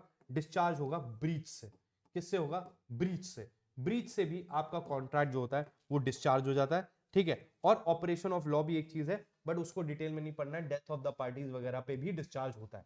तो ऑपरेशन ऑफ लॉ को अगर आप एक बार छोड़ भी दो तो ये मुख्य 5 चीजें हैं जिससे आपका कोई भी जो कॉन्ट्रैक्ट है वो डिस्चार्ज हो जाएगा। चलिए आइए देखिए डिस्चार्ज ऑफ कॉन्ट्रैक्ट। तो डिस्चार्ज ऑफ कॉन्ट्रैक्ट कैसे कैसे हो सकता है? बाय परफॉर्मेंस, आपने अपने कॉन्ट्रैक्चुअल ऑब्लिगेशंस को फुलफिल कर दिया, that amounts to discharge. By agreement, आपने कोई नया अग्रीमेंट एंटर कर लिया, टर्म्स को चेंज कर दिया, कुछ भी चेंज कर दिया, तो आपका कॉन्ट्रैक्ट, पुराना कॉन्ट्रैक्ट जो होगा वो डिस्चार्ज हो जाएगा। इम्पॉसिबिलिटी, अगर इम्पॉसिबल टू परफॉर्म हो गया तो ओरिजिनल कॉन्ट्रैक्ट जो है वो डिस्चार्ज हो जाएगा। ब्रीच कर दी, अगर आपने अपने कॉन्ट्रैक्चुअल ऑब्लिगेशंस को फुलफिल नहीं किया, ब्रीच कॉन्स्टिट्यूट हो गई तो भी कॉन्ट्रैक्ट डिस्चार्ज हो जाएगा। कॉन्ट्रैक्ट के डिस्चार्ज होने का मतलब ये है कि अब उस कॉन्ट्रैक्ट में लिखी हुई कॉन्ट्रैक्चुअल ऑब्लिगेशंस को आपको फुलफिल नहीं करना है। डिस्चार्ज का मतलब दोनों ही की जो भी लायबिलिटीज थी एक कॉन्ट्रैक्ट के अंदर वो सारी खत्म हो गई हैं, that is meant by discharge. Discharge का मतलब है कि अब सामने वाली पार्टी किसी भी तरीके से दूसरी पार्टी से उसके कॉन्ट्रैक्चुअल ऑब्लिगेशंस का परफॉर्मेंस नहीं डिमांड कर सकती। अब आइए देखते हैं एक एक करके। बाय परफॉर्मेंस, बाय परफॉर्मेंस को समझते हैं। अगर आप बाय परफॉर्मेंस को समझते हैं तो बाय परफॉर्मेंस में अगर आप देखेंगे तो कैसे कैसे हो सकता है। सेक्शन 37, सेक्शन 37 वो हमारा मेन सेक्शन है जो कहता है contract must be performed. Contract must be performed, contract must be performed. ये कहता है कि अगर आपने कोई भी वैलिड कॉन्ट्रैक्ट को एंटर किया है तो आपको उस कॉन्ट्रैक्ट को परफॉर्म करना है, किसी और से करवाना है। यहीं पे असाइनमेंट का भी कंसेप्ट आता है, लेकिन लॉ समझाता है अगर आपने एक लीगली वैलिड कॉन्ट्रैक्ट में एंटर हुए तो आपको इसका परफॉर्मेंस करना है। 37, उसके बाद आता है सेक्शन नंबर 38। 38 बात करता है अटेम्प्टेड परफॉर्मेंस की। किसकी बात करता है? अटेम्प्टेड परफॉर्मेंस की। लॉ समझाना चाहता है कि अगर आप अपना कॉन्ट्रैक्ट परफॉर्म करना चाहते हो लेकिन सामने वाला व्यक्ति आपकी परफॉर्मेंस को एक्सेप्ट नहीं कर रहा है तो आप उससे जबरदस्ती गर्दन पकड़वा के तो परफॉर्मेंस नहीं करवा सकते। तो अगर आपने एक अटेम्प्टेड परफॉर्मेंस की है जो कि लॉ के द्वारा वैलिड है तो लॉ प्रिज्यूम करेगा कि आपने परफॉर्मेंस कर दी और आपकी साइड से कॉन्ट्रैक्ट डिस्चार्ज हो गया।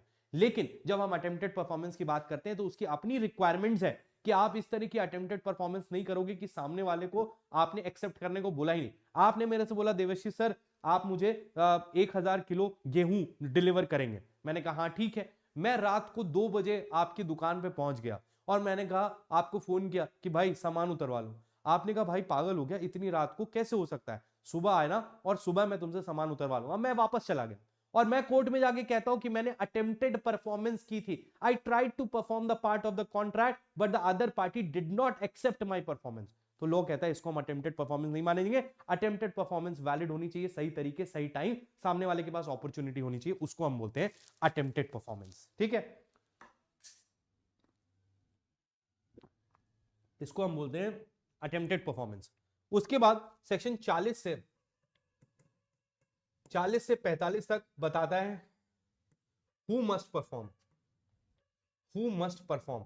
बहुत सारे प्रिंसिपल्स इसमें आते हैं छोटे छोटे, जैसे आपको अगर बताया गया है कब करना है, कौन करेगा, तो वो सारी चीजें हु मस्ट परफॉर्म में दी हुई है। ठीक है, उसके बाद 46 to 50 के जो प्रिंसिपल है, सेक्शन 46 to 50 है, वो बताते हैं time and place of performance. गया टाइम एंड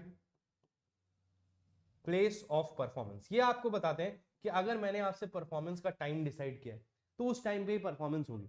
मान लीजिए मैंने आपसे कहा था कि भाई मेरे को पटाखे चाहिए, ठीक है, अब पटाखे चाहिए, मेरे को दुकान लगानी है, मैं शिवकाशी से पटाखे मंगवाता हूं और उनको बोलता हूं कि मुझे दिवाली में एक दुकान लगानी है। तो इसमें सिंपल सी बात है कि अगर वो दिवाली के पहले मुझे पटाखे नहीं भेजते तो यहाँ पे time essence of the contract था। यहाँ पे आपको ये भी समझना है कि हमारा कॉन्ट्रैक्ट का कोई वैल्यू नहीं रह गया। एक तो ये तरीका होता है। दूसरा एक और तरीका होता है कि अगर मैंने आपको बोला है कि भाई आप दिन में आना, 4 बजे आना, हमारी दुकान अलग जगह है बट हमारा जो गोडाउन है वो अलग जगह है, तो आप वहां पे आके अपनी सामान की डिलीवरी करिएगा। तो ये सारी चीजें टाइम एंड प्लेस से रिलेटेड होती हैं जो पार्टीज के बीच में डिसाइड होती हैं, और अगर वो उनके बीच में डिसाइड हुई है तो उस हिसाब से कॉन्ट्रैक्ट का डिस्चार्ज माना जाएगा। ठीक है, नेक्स्ट पॉइंट अपन देखते हैं वो है बाय अग्रीमेंट। जब हम बाय अग्रीमेंट की बात करते हैं, बाय अग्रीमेंट की हम बात करते हैं, तो इसको नीचे कर लेते हैं। जब हम बाय अग्रीमेंट की बात करते हैं तो बाय अग्रीमेंट में हम देखते हैं या तो बोथ पार्टीज के द्वारा हो सकता है, बोथ, ये बात समझना थोड़ा सा टेक्निकल है, बोथ पार्टीज के द्वारा हो सकता है, या यूनिलैटरली मतलब सिंगल पार्टी के द्वारा हो सकता है।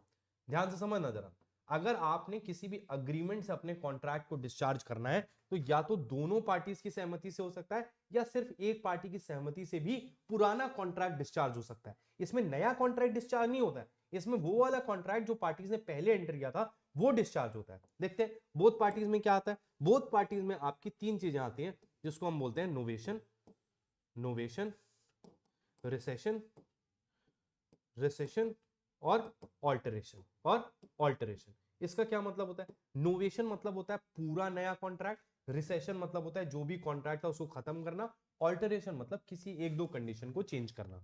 तो लॉ यहाँ पे ये समझाता है कि अगर आपने किसी भी कॉन्ट्रैक्ट में कोई भी चेंजेस किए, चाहे आपने नोवेशन किया, ऑल्टरेशन किया हो या रिसेशन किया हो, तो जो पुराना कॉन्ट्रैक्ट था जिसमें चेंजेस किए गए थे वो कॉन्ट्रैक्ट ऑटोमेटिकली खत्म हो जाता है, मतलब वो डिस्चार्ज हो जाता है, तो उसको परफॉर्म करने की आवश्यकता नहीं है। जब हम बात करते हैं बाय वन पार्टी, ये तो आपका हो गया सेक्शन नंबर 62 में, सेक्शन नंबर 62 में ये सारी चीजें दी हुई हैं। ठीक है, अब आता है यूनिलैटरल, मान ली सिंगल पार्टी के द्वारा। तो सिंगल पार्टी के द्वारा कैसे होता है आप इसको समझिएगा। जब हम पढ़ते हैं theory of accord and satisfaction को, हम देखते हैं कि कई बार ऐसा होता है कि कोई पार्टी जो होती है वो सामने वाले का जो भी परफॉर्मेंस होता है उसको डिस्पेंस कर देती है या रेमिट कर देती है, मना कर देती है या कम कर देती है। तो ये क्या प्रोसेस होता है कि आपका ओरिजिनल कॉन्ट्रैक्ट जो हो गया वो डिस्चार्ज हो गया। अभी मैं इलस्ट्रेशन से समझाता हूं। दूसरा होता है एक्सटेंड द टाइम, अभी ये समझाता हूं आपको। और तीसरा आपका एनी अदर सैटिस्फैक्शन, जिसको हम theory of accord and satisfaction भी बोलते हैं। सिंपल, आपने बहुत जगह देखा होगा, मान लो मैंने बैंक से 1 करोड़ रुपए लोन लिया। अब 1 करोड़ रुपए का लोन लिया, मुझे 1 करोड़ रुपए पे करना था, लेकिन मेरे पास जो पैसे थे, मैं बैंकक्रप्ट हो गया था, मेरे पास पैसे नहीं थे या जो कुछ भी चीज था, तो अल्टीमेटली उससे क्या निकल गया कि भाई तुम 50 लाख ही दे दो। और उन्होंने कहा चलो हम इसको वन टाइम सेटलमेंट मान के 50 लाख मान लेते हैं। तो लॉ कहना चाहता है कि अब वो जो 1 करोड़ वाला कॉन्ट्रैक्ट था ना वो डिस्चार्ज हो गया। इसका मतलब जब आपने सामने वाले से कोई और मतलब या तो उसका अमाउंट रेमिट कर दिया या उसको बोल दिया कोई बात नहीं, या फिर आपने टाइम एक्सटेंड कर दिया। मान लो 1 साल में मुझे आपके पैसे लौटाने थे, मेरे पास पैसे नहीं थे, तो मैंने आपको बोला सर 6 महीने का समय और दे दो। तो जब आपने 6 महीने का समय और दे दिया तो पुराना जो 1 साल वाला कॉन्ट्रैक्ट था वो डिस्चार्ज हो गया। मतलब अब आप कोर्ट में जाके ये नहीं बोल सकते कि 1 साल में इसको पैसे देने थे, इसने दिए नहीं। क्यों? क्योंकि आपने 6 महीने बढ़ा दिया था, तो वो वाला कॉन्ट्रैक्ट जो था वो खत्म हो गया। Theory of accord and satisfaction क्या हुआ? आपको मुझे 10,000 रुपए देने थे, आपने मुझे 10,000 रुपए नहीं दिए, मैं एक दिन घर गया, मैं कहा भाई मेरे पैसे दे दे, तुमने कहा नहीं देंगे, मैंने उठाया तुम्हारा कुत्ता, डॉगी, पप्पी जो भी है, उसको लेके आ गया मैं, और ये लेके आ गया मतलब वायलेंटली नहीं, मैंने कहा तुम ये अपना डॉगी मुझे दे दो, आपने हाँ सर ले जाओ। तो मैंने क्या किया, उस 10,000 के बदले में ये अकॉर्ड एंड सेटिस्फैक्शन ले लिया। जब मैंने ये सेटिस्फैक्शन ले लिया तो जो ओरिजिनल कॉन्ट्रैक्ट था, अब मैं कोर्ट में जाके तुमसे 10,000 रुपए क्लेम नहीं कर सकता। तो वो जो 10,000 वाला कॉन्ट्रैक्ट था वो डिस्चार्ज हो गया, मतलब हमारे contractual obligation in that contract are no more existing. ठीक है, so that is what it is. ठीक है, बाकी फिर इंपॉसिबिलिटी आ जाता है सेक्शन 56 में। Section 56 para 2 impossibility. Section 56 para 2 initial और सब्सिक्वेंट इंपॉसिबिलिटी की बात करता है। यहां पे आपको पता है कि तीनों ही तरह की फिजिकल हो सकती है इंपॉसिबिलिटी, लीगल हो सकती है, प्रैक्टिकल हो सकती है। ठीक है, तो ये इंपॉसिबिलिटी है 56 पैरा 2 में। ठीक है, या फिर ब्रीच हुआ है तो ब्रीच के कॉन्सिक्वेंसेज में क्या होगा, सेक्शन नंबर 73 में डैमेजेस देने पड़ेंगे। अब किसी भी व्यक्ति ने अगर कॉन्ट्रैक्ट को ब्रीच कर दिया है तो लॉ कहता है कि आपके साइड से भी कॉन्ट्रैक्ट डिस्चार्ज है, मतलब अब आपको अपने किसी कॉन्ट्रैक्चुअल ऑब्लिगेशंस को फुलफिल करने की जरूरत नहीं है। मैंने आपसे कहा था मैं आपको पढ़ाऊंगा, आप मुझे पैसे दोगे, आपने फर्स्ट इंस्टॉलमेंट पे किया, 1 महीने बाद मैंने क्लासेस लेना बंद कर दिया।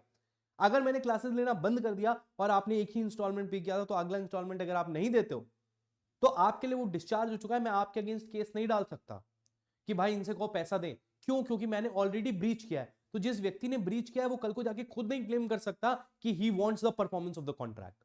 That is the simple logic, simple logic. ठीक है, ये हो गया आपका डिस्चार्ज। तो डिस्चार्ज में आपको ये सारी चीजें हैं जो समझनी है। ठीक है, ये सारी चीजें आपको समझनी है डिस्चार्ज में। डिस्चार्ज हो गया।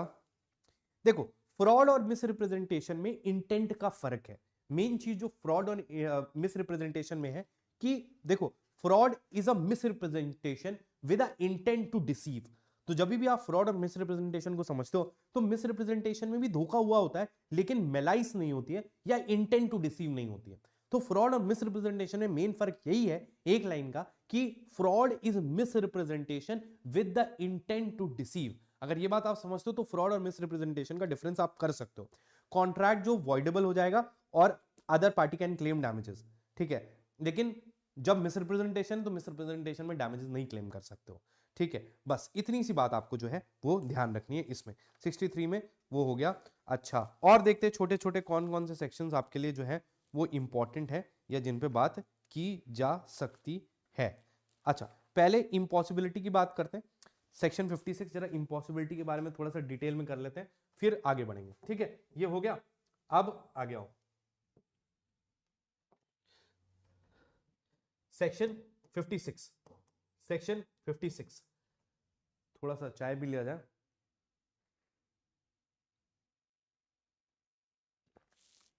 सेक्शन 56 इंपॉसिबिलिटी की बात करता है।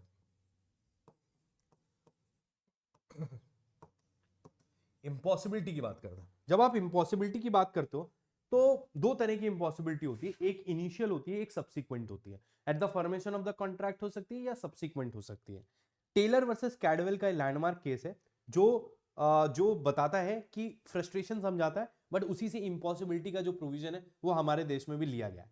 अगर आप पैरा 1 में देखोगे तो अग्रीमेंट जो होगा इम्पॉसिबल टू परफॉर्म वो वॉइड हो जाएगा, लेकिन पैरा 2 में कॉन्ट्रैक्ट बिकम्स वॉइड। तो इनिशियल इंपॉसिबिलिटी होगी तो अग्रीमेंट जो होगा वो वॉइड होगा। सब्सिक्वेंट इंपॉसिबिलिटी के केस में जो कॉन्ट्रैक्ट होगा वो बिकम्स वॉइड होगा, बाद में वॉइड बनेगा, इनिशियली वो एक वैलिड कॉन्ट्रैक्ट था। ये बात आपको समझ में आता है। बेसिकली क्या क्या ग्राउंड्स हो सकते हैं वो समझ लो। Grounds of frustration, change of circumstances हो सकते हैं, non occurrence of contemplated events हो सकते हैं, डेथ और इनकैपेसिटी ऑफ द पार्टी हो सकता है, गवर्नमेंट इंटरवेंशन हो सकता है और इंटरवेंशन टू वॉर हो सकता है। जब हम इंपॉसिबिलिटी की बात करते हैं तो एक बात समझने की जरूरत है बेटा कि जब हम इंपॉसिबिलिटी की बात करते हैं तो टेलर वर्सेस कैडवेल हुआ, जो बहुत सारे और केसेस थे जिन्होंने ये समझाया कि कई बार जब एक व्यक्ति एक कॉन्ट्रैक्ट करता है तो कहीं ना कहीं वो इस बात को जानता है कि ऐसी परिस्थिति आ सकती है जब कॉन्ट्रैक्ट इम्पॉसिबल टू परफॉर्म हो, और अगर कोई भी व्यक्ति ऐसी परिस्थिति में होगा जहां पे कॉन्ट्रैक्ट इम्पॉसिबल टू परफॉर्म होगा तो वो सबकॉन्शियसली उस चीज के लिए प्रिपेयर्ड रहता है। तो ये जो कंसाइंस होती है इसको पकड़ के ही फ्रस्ट्रेशन का कंसेप्ट निकाला गया है। डिटेल में आप अगर उसको समझेंगे तो आपको समझ में आएगा, बट जनरली आपको ये बातें जो है इसके बारे में याद रखनी है। ठीक है, इसके बाद आपके 5 तरीके के क्वाजी कॉन्ट्रैक्ट्स आते हैं। क्वाजी कॉन्ट्रैक्ट्स का क्या मतलब है? ऐसे कॉन्ट्रैक्ट्स जो जिनके सारे एसेंशियल्स कॉन्ट्रैक्ट के जैसे नहीं है, वो रिजेंबल करते हैं कॉन्ट्रैक्ट से, लेकिन उनको कैटेगोरिकली हम कॉन्ट्रैक्ट नहीं बोल सकते, क्योंकि proposal, acceptance, promise, consideration, agreement, section 10 100% उन पे नहीं लग रहा होता है, लेकिन पब्लिक पॉलिसी ये डिमांड करती है, या इक्विटी, जस्टिस और कंसाइंस इस बात का डिमांड करती है कि इनका भी एनफोर्समेंट होना चाहिए, उनको हम क्वाजी कॉन्ट्रैक्ट्स बोलते हैं। तो अगर आप क्वाजी कॉन्ट्रैक्ट्स की बात करते हैं, क्वाजी कॉन्ट्रैक्ट्स की बात करते हैं, तो आप देखते हैं कौन कौन सी चीजें क्वाजी कॉन्ट्रैक्ट में है। तो सेक्शन नंबर 68 ये कहता है supply of necessaries, supply of necessaries.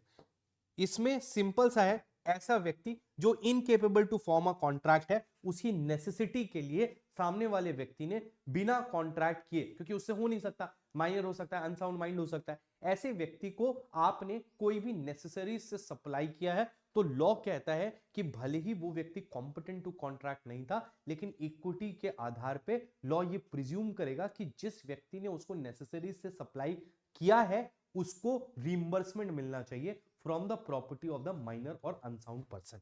ये है section number 68। Section number 69, section number 69 payment by interested person, payment by interested person.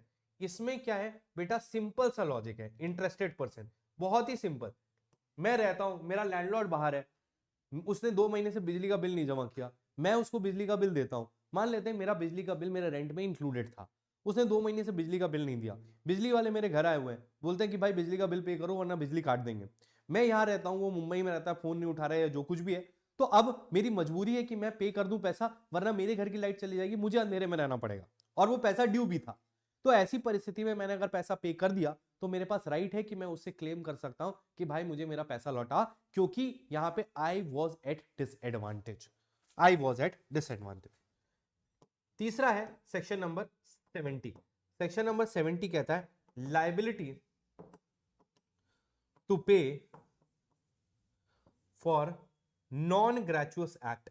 अगर मैं आपके साथ कोई भी ऐसा एक्ट करता हूं जो कि लॉफुल है, जो कि मैं ग्रेचुअसली करना नहीं चाहता था, गलती से हो गया, और आप उसका बेनिफिट उठा लेते हो, तो लॉ कहता है कि आपको उसको रिइंबर्स करना पड़ेगा। एक जोमेटो वाला खाना लेके आता है डिलीवर करने किसी के घर पे, मिस्टेकनली वो किसी और फ्लैट के बाहर खाना रख के चला जाता है, और आप फ्लैट खोलते हो, अपना देखते हो खाना रखा है, पिज्जा रखा है, बढ़िया, आप उसको खाते हो, तो लॉ कहता है आपको पैसा पे करना पड़ सकता है, क्योंकि उस व्यक्ति ने ग्रेचुअसली आपको नहीं दिया था और आपने उसका बेनिफिट इंजॉय किया। आप उसको इंजॉय नहीं करते, बाहर रखा रहते थे या उसको यूज नहीं करते, तो आप उसको वापस कर सकते थे, लेकिन अगर आपने उसको इंजॉय कर लिया है, in that case you will be bound to pay. ठीक है। 71 फाइंडर ऑफ गुड्स।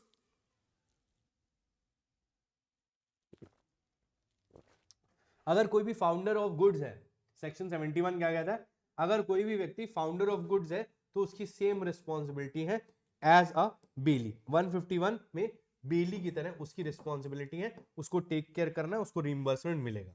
ठीक है। और 72 मिस्टेक ऑफ क्वेश्चन में कोई भी चीज दी गई है तो उसको लौटाई जाएगी, उसका रेस्टिट्यूशन होगा, ये बात कहता है 72 मिस्टेक और क्वेश्चन। ठीक है। ये हो गए आपके क्वाजी कॉन्ट्रैक्ट। क्वाजी कॉन्ट्रैक्ट के बाद जो एक और इंपॉर्टेंट चीज आती है वो है आपकी the principle of damages, the principle of damages.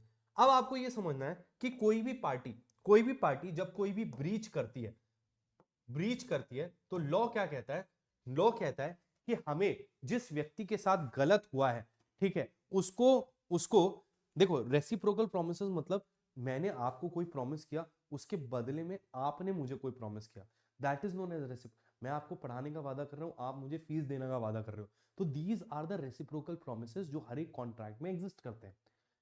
मेरी बात ध्यान से सुनना, अगर किसी भी लॉ का ये प्रिजम्पशन है कि अगर कोई कॉन्ट्रैक्ट वैलिडली फॉर्म हुआ है तो उसको परफॉर्म किया जाना चाहिए। अगर पार्टी ने उसको परफॉर्म नहीं किया है, तो लॉ सेज कि in that case the person जिसका नुकसान हुआ है, जिसके साथ ब्रीच हुई है, he has to be restored to the original position as if the contract was performed. इसका यह मतलब है कि लॉ ये कहता है कि अगर आपने कोई लीगली वैलिड कॉन्ट्रैक्ट में एंटर किया है तो इसमें यह जरूरी है कि आपने अपना कॉन्ट्रैक्ट का परफॉर्मेंस किया। अगर आपने परफॉर्मेंस नहीं किया तो लॉ की यह जिम्मेदारी है कि अल्टीमेटली आपने आपका अगर कॉन्ट्रैक्ट परफॉर्म हो जाता तो आपको क्या बेनिफिट मिलते, ये बेनिफिट आपको दिलाए जाए। इसी से डैमेजेस का कंसेप्ट आता है। डैमेज का मतलब होता है एक्चुअल इंजरी, डैमेजेस का मतलब होता है the monetary compensation awarded by the court. ठीक है, दो तरह के डैमेजेस होते हैं, लिक्विडेटेड और अनलिक्विडेटेड। लिक्विडेटेड डैमेजेस का मतलब होता है प्री डिफाइंड डैमेजेस। अगर पार्टीज ने अपने कॉन्ट्रैक्ट में पहले से ही लिख रखा है कि हम इतना सम देंगे तो वो लिक्विडेटेड डैमेज कहलाता है। इंडिया में लॉ ये है कि अगर कोई भी स्टिपुलेटेड अमाउंट है जो कि लिक्विडेटेड डैमेजेस की तरह लिखा हुआ है तो कोर्ट उससे ज्यादा डैमेजेस अवॉर्ड नहीं कर सकता, बट उससे कम करने की उनके पास पावर होती है। अनलिक्विडेटेड डैमेजेस के केस में सिंपल सी बात होती है कि अनलिक्विडेटेड का मतलब है जो पहले से प्री डिसाइडेड नहीं है। अब डैमेज किस लिए दिए जाते हैं ये आपको समझ में आ गया। एनी लॉस दैट कुछ naturally arrows from the course of thing and the parties knew that it would result in breach. तो तीन एसेंशियल्स हैं जब डैमेजेस को डिसाइड किया जाता है। दो केसेस हैं हमारे पास, एक दो क्या बल्कि तीन है। पहला तो लैंडमार्क केस है हैडले वर्सेस बैक्सेंडेल का। हैडले वर्सेस बैक्सेंडेल का लैंडमार्क केस है जो आपको समझाता है द प्रिंसिपल ऑफ डैमेजेस को। उसके बाद इंडिया में जो केस आया था बहुत ज्यादा important, AKS Jamal versus Mulla Daud. Mulla Daud ये जो केस है ये इंडिया में आपके डैमेजेस के लॉ को समझाता है। तो यहां पे ये बोलते हैं कि जब भी कोर्ट को किसी भी पार्टी को डैमेज अवार्ड करना है तो उन्हें क्या चीज चेक करनी है, उन्हें इस बात के बारे में चेक करना है कि भाई सामने वाले को कोई लॉस हुआ है, जो भी लॉस हुआ था वो naturally arrows from the course of things. यहां पे कंसेप्ट आता है remoteness of damage. Remoteness of damage simple भाषा में यह होता है कि जब भी कोई व्यक्ति ब्रीच करता है तो उसको स्पेकुलेटेड होता है कि उसके ब्रीच की वजह से सामने वाले को कितना नुकसान होगा। अगर मैंने आपको बोला कि आप मुझसे 100 किलो पनीर डेली लेते हो, आपका रेस्टोरेंट चलता है, एक दिन मैं आपको पनीर डिलीवर नहीं कर पाया, इन दैट केस क्या होगा, मैक्सिमम अगर मैं आपको 50 रुपए किलो देता था तो आप बाहर से खरीदोगे 55 रुपए 60 रुपए किलो में आप कर लोगे, लेकिन आपका होटल ही बंद हो जाएगा। ये मैंने नहीं सोचा था मेरी ब्रीच से। What I am trying to tell you here is कि जब भी ब्रीच के केस में डैमेजेस की बात आती है तो कोर्ट हमेशा पार्टीज के शूज में जाके इस बात को समझने की कोशिश करते हैं कि पार्टीज ने कितना नुकसान एंटिसिपेट किया था और उसके आधार पर डैमेजेस दिए जाते हैं। डैमेजेस का प्रिंसिपल हमारे देश में जो भी है वो भी इसलिए बनाया गया कि जो भी व्यक्ति जिसका डैमेज हुआ है, जिसकी इंजरी हुई है, जिसके साथ गलत हुआ है, उसको रिस्टोर किया जाए ओरिजिनल पोजीशन में as if the contract was perform. यहां पे हमारा डैमेजेस का ऑब्जेक्टिव पनिश करना नहीं है कि सामने वाले को ऐसे एग्जॉर्बिटेंट डैमेजेस अवॉइड कर दिया जाए कि वो रिकवर ही ना कर पाए। कई बार देश में पॉलिसी बनाने के लिए, समझाने के लिए, दूसरों को सबक देने के लिए हायर डैमेजेस पे किए जाते हैं, बट जनरली जो लॉ ऑफ डैमेजेस है वो इसी बात को कहता है। तो यहां पे ये चीज हो गई आपकी अनलिक्विडेटेड डैमेजेस में। अब एक और चीज अनलिक्विडेटेड डैमेज में क्या आपको समझनी है वो ये है कि जब भी लॉ बनता है तो दोनों साइड से बनता है। एक तरफ तो ठीक है, जिस भी व्यक्ति ने गलती करी उसने एंटिसिपेट किया था कितना लॉस होगा, सामने वाले को लॉस हुआ, उसको डैमेज देने पड़ेंगे। लेकिन एक और चीज होती है कि जिस व्यक्ति के साथ ब्रीच हुआ है उसकी duty to mitigate the loss थी। इसका यह मतलब है कि सामने वाले की भी जिम्मेदारी थी कि ब्रीच तो हुआ है लेकिन वो अपने लॉस को बढ़ने से रोक सकता है। ठीक है, तो ये जो चीज मिटिगेट द लॉस होता है ये भी एक इंपॉर्टेंट फैक्टर है जो पार्टीज को प्रूव करना होता है in order to decide the damages. ठीक है, तो damages are compensatory in nature, they are not for the purpose of punishing the defendant in any case. Nominal damages दिए जाते हैं जहां पे आपका राइट तो वायलेट हुआ है लेकिन आपको कोई इंजरी नहीं हुई है। ठीक है, बाकी सब जगह सारे डैमेजेस जो है वो दिए जाते हैं। तो ये मोर और लेस, ओ गॉड, ये मोर और less the entire principles of contract act हैं। दो चार चीज़ें शायद रह गई होंगी, मैं मना नहीं कर रहा हूँ, पर मैंने कोशिश की 2 घंटे की क्लास में जो मैक्सिमम हो सकता था वो पढ़ाया। ठीक है, आशा करता हूँ, उम्मीद करता हूँ आपको इंडियन कॉन्ट्रैक्ट एक्ट समझ में आया होगा। मैं इसकी PDF वगैरह आपको कल तक भेज पाऊँगा। ठीक है, क्योंकि ये कभी कभी आता है सही से, कभी कभी नहीं आता है, तो मैं इसको देखता हूँ। आप मेरा टेलीग्राम हैंडल ज्वाइन कर सकते हो, मैं आपको दिखाता हूँ टेलीग्राम पे मेरा हैंडल क्या है, तो उसको आप ज्वाइन कर सकते हो। आप ज्वाइन करना चाहो तो टेक्स्ट बुक में 2 बैचेस हैं बेसिकली अभी जो चल रहे हैं, वो आप देख सकते हो। एक तो हमारा फाउंडेशन बैच है और दूसरा एमपी के लिए मेंस बैच अपन ने स्टार्ट कर दिया है, और हरियाणा का भी बैच चल रहा है, तो आप उसको देख सकते हो अगर आप उसमें जो है पार्ट होना चाहते हो। कहाँ चला गया मैं, ये गया, देखो ये है अपना चैनल देवशीष पांडे ऑफिशियल। ये मेरी सूट के साथ फोटो लगी हुई है। 4543 मेंबर्स हैं।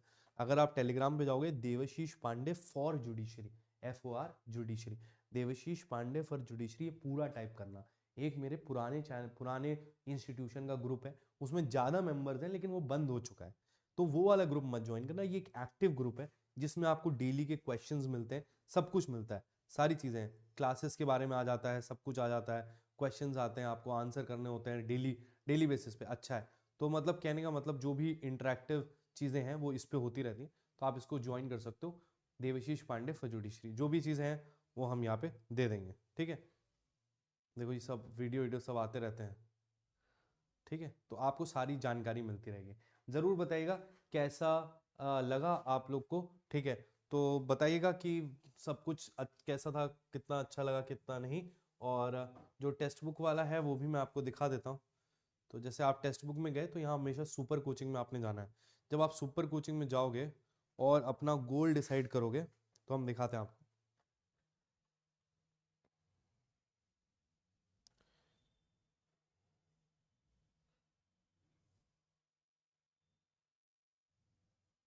जुडिशरी, जुडिशरी फाउंडेशन बैच है। मेरा कोड याद रखना DLC। अगर किसी को भी सब्सक्रिप्शन लेना है तो मेरा कोड यूज कर सकता है DLC। ये कोड यूज करने से आपको मेजॉरिटी डिस्काउंट मिल जाएगा। MP की मेंस की टेस्ट सीरीज है, ये भी चालू हो गई है। हरियाणा का बैच चल रहा है, और MP जुडिशरी का ये कौन सा है, प्रीलिम्स प्लस मेंस बैच था, जिसमें आंसर राइटिंग, एवोल्यूशन और सारी चीज़ें हो रही हैं।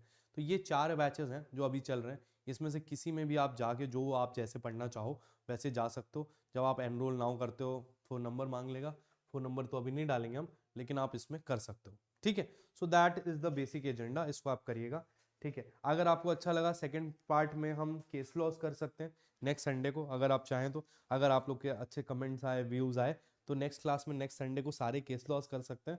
और उसके बाद अगर समय मिला तो नेक्स्ट संडे को एजेंसी बेलमेंट प्लेज और इंडेमनिटी गारंटी भी कर सकते हैं, ठीक है। तो इतना था।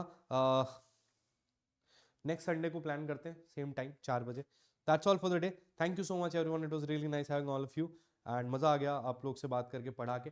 बात के कंसेप्ट बहुत ज़्यादा डिटेल में नहीं होंगे, लेकिन पॉसिबल भी नहीं था, बट मैंने जितना समझ आ सका आपको समझाया। आशा करता हूँ आपको समझ में आया होगा। आपके कमेंट्स का वेट करूँगा, आपकी विशेष का वेट करूँगा। Thank you so much everyone, have a great day, have a great Sunday, bye bye, take care and जय हिंद।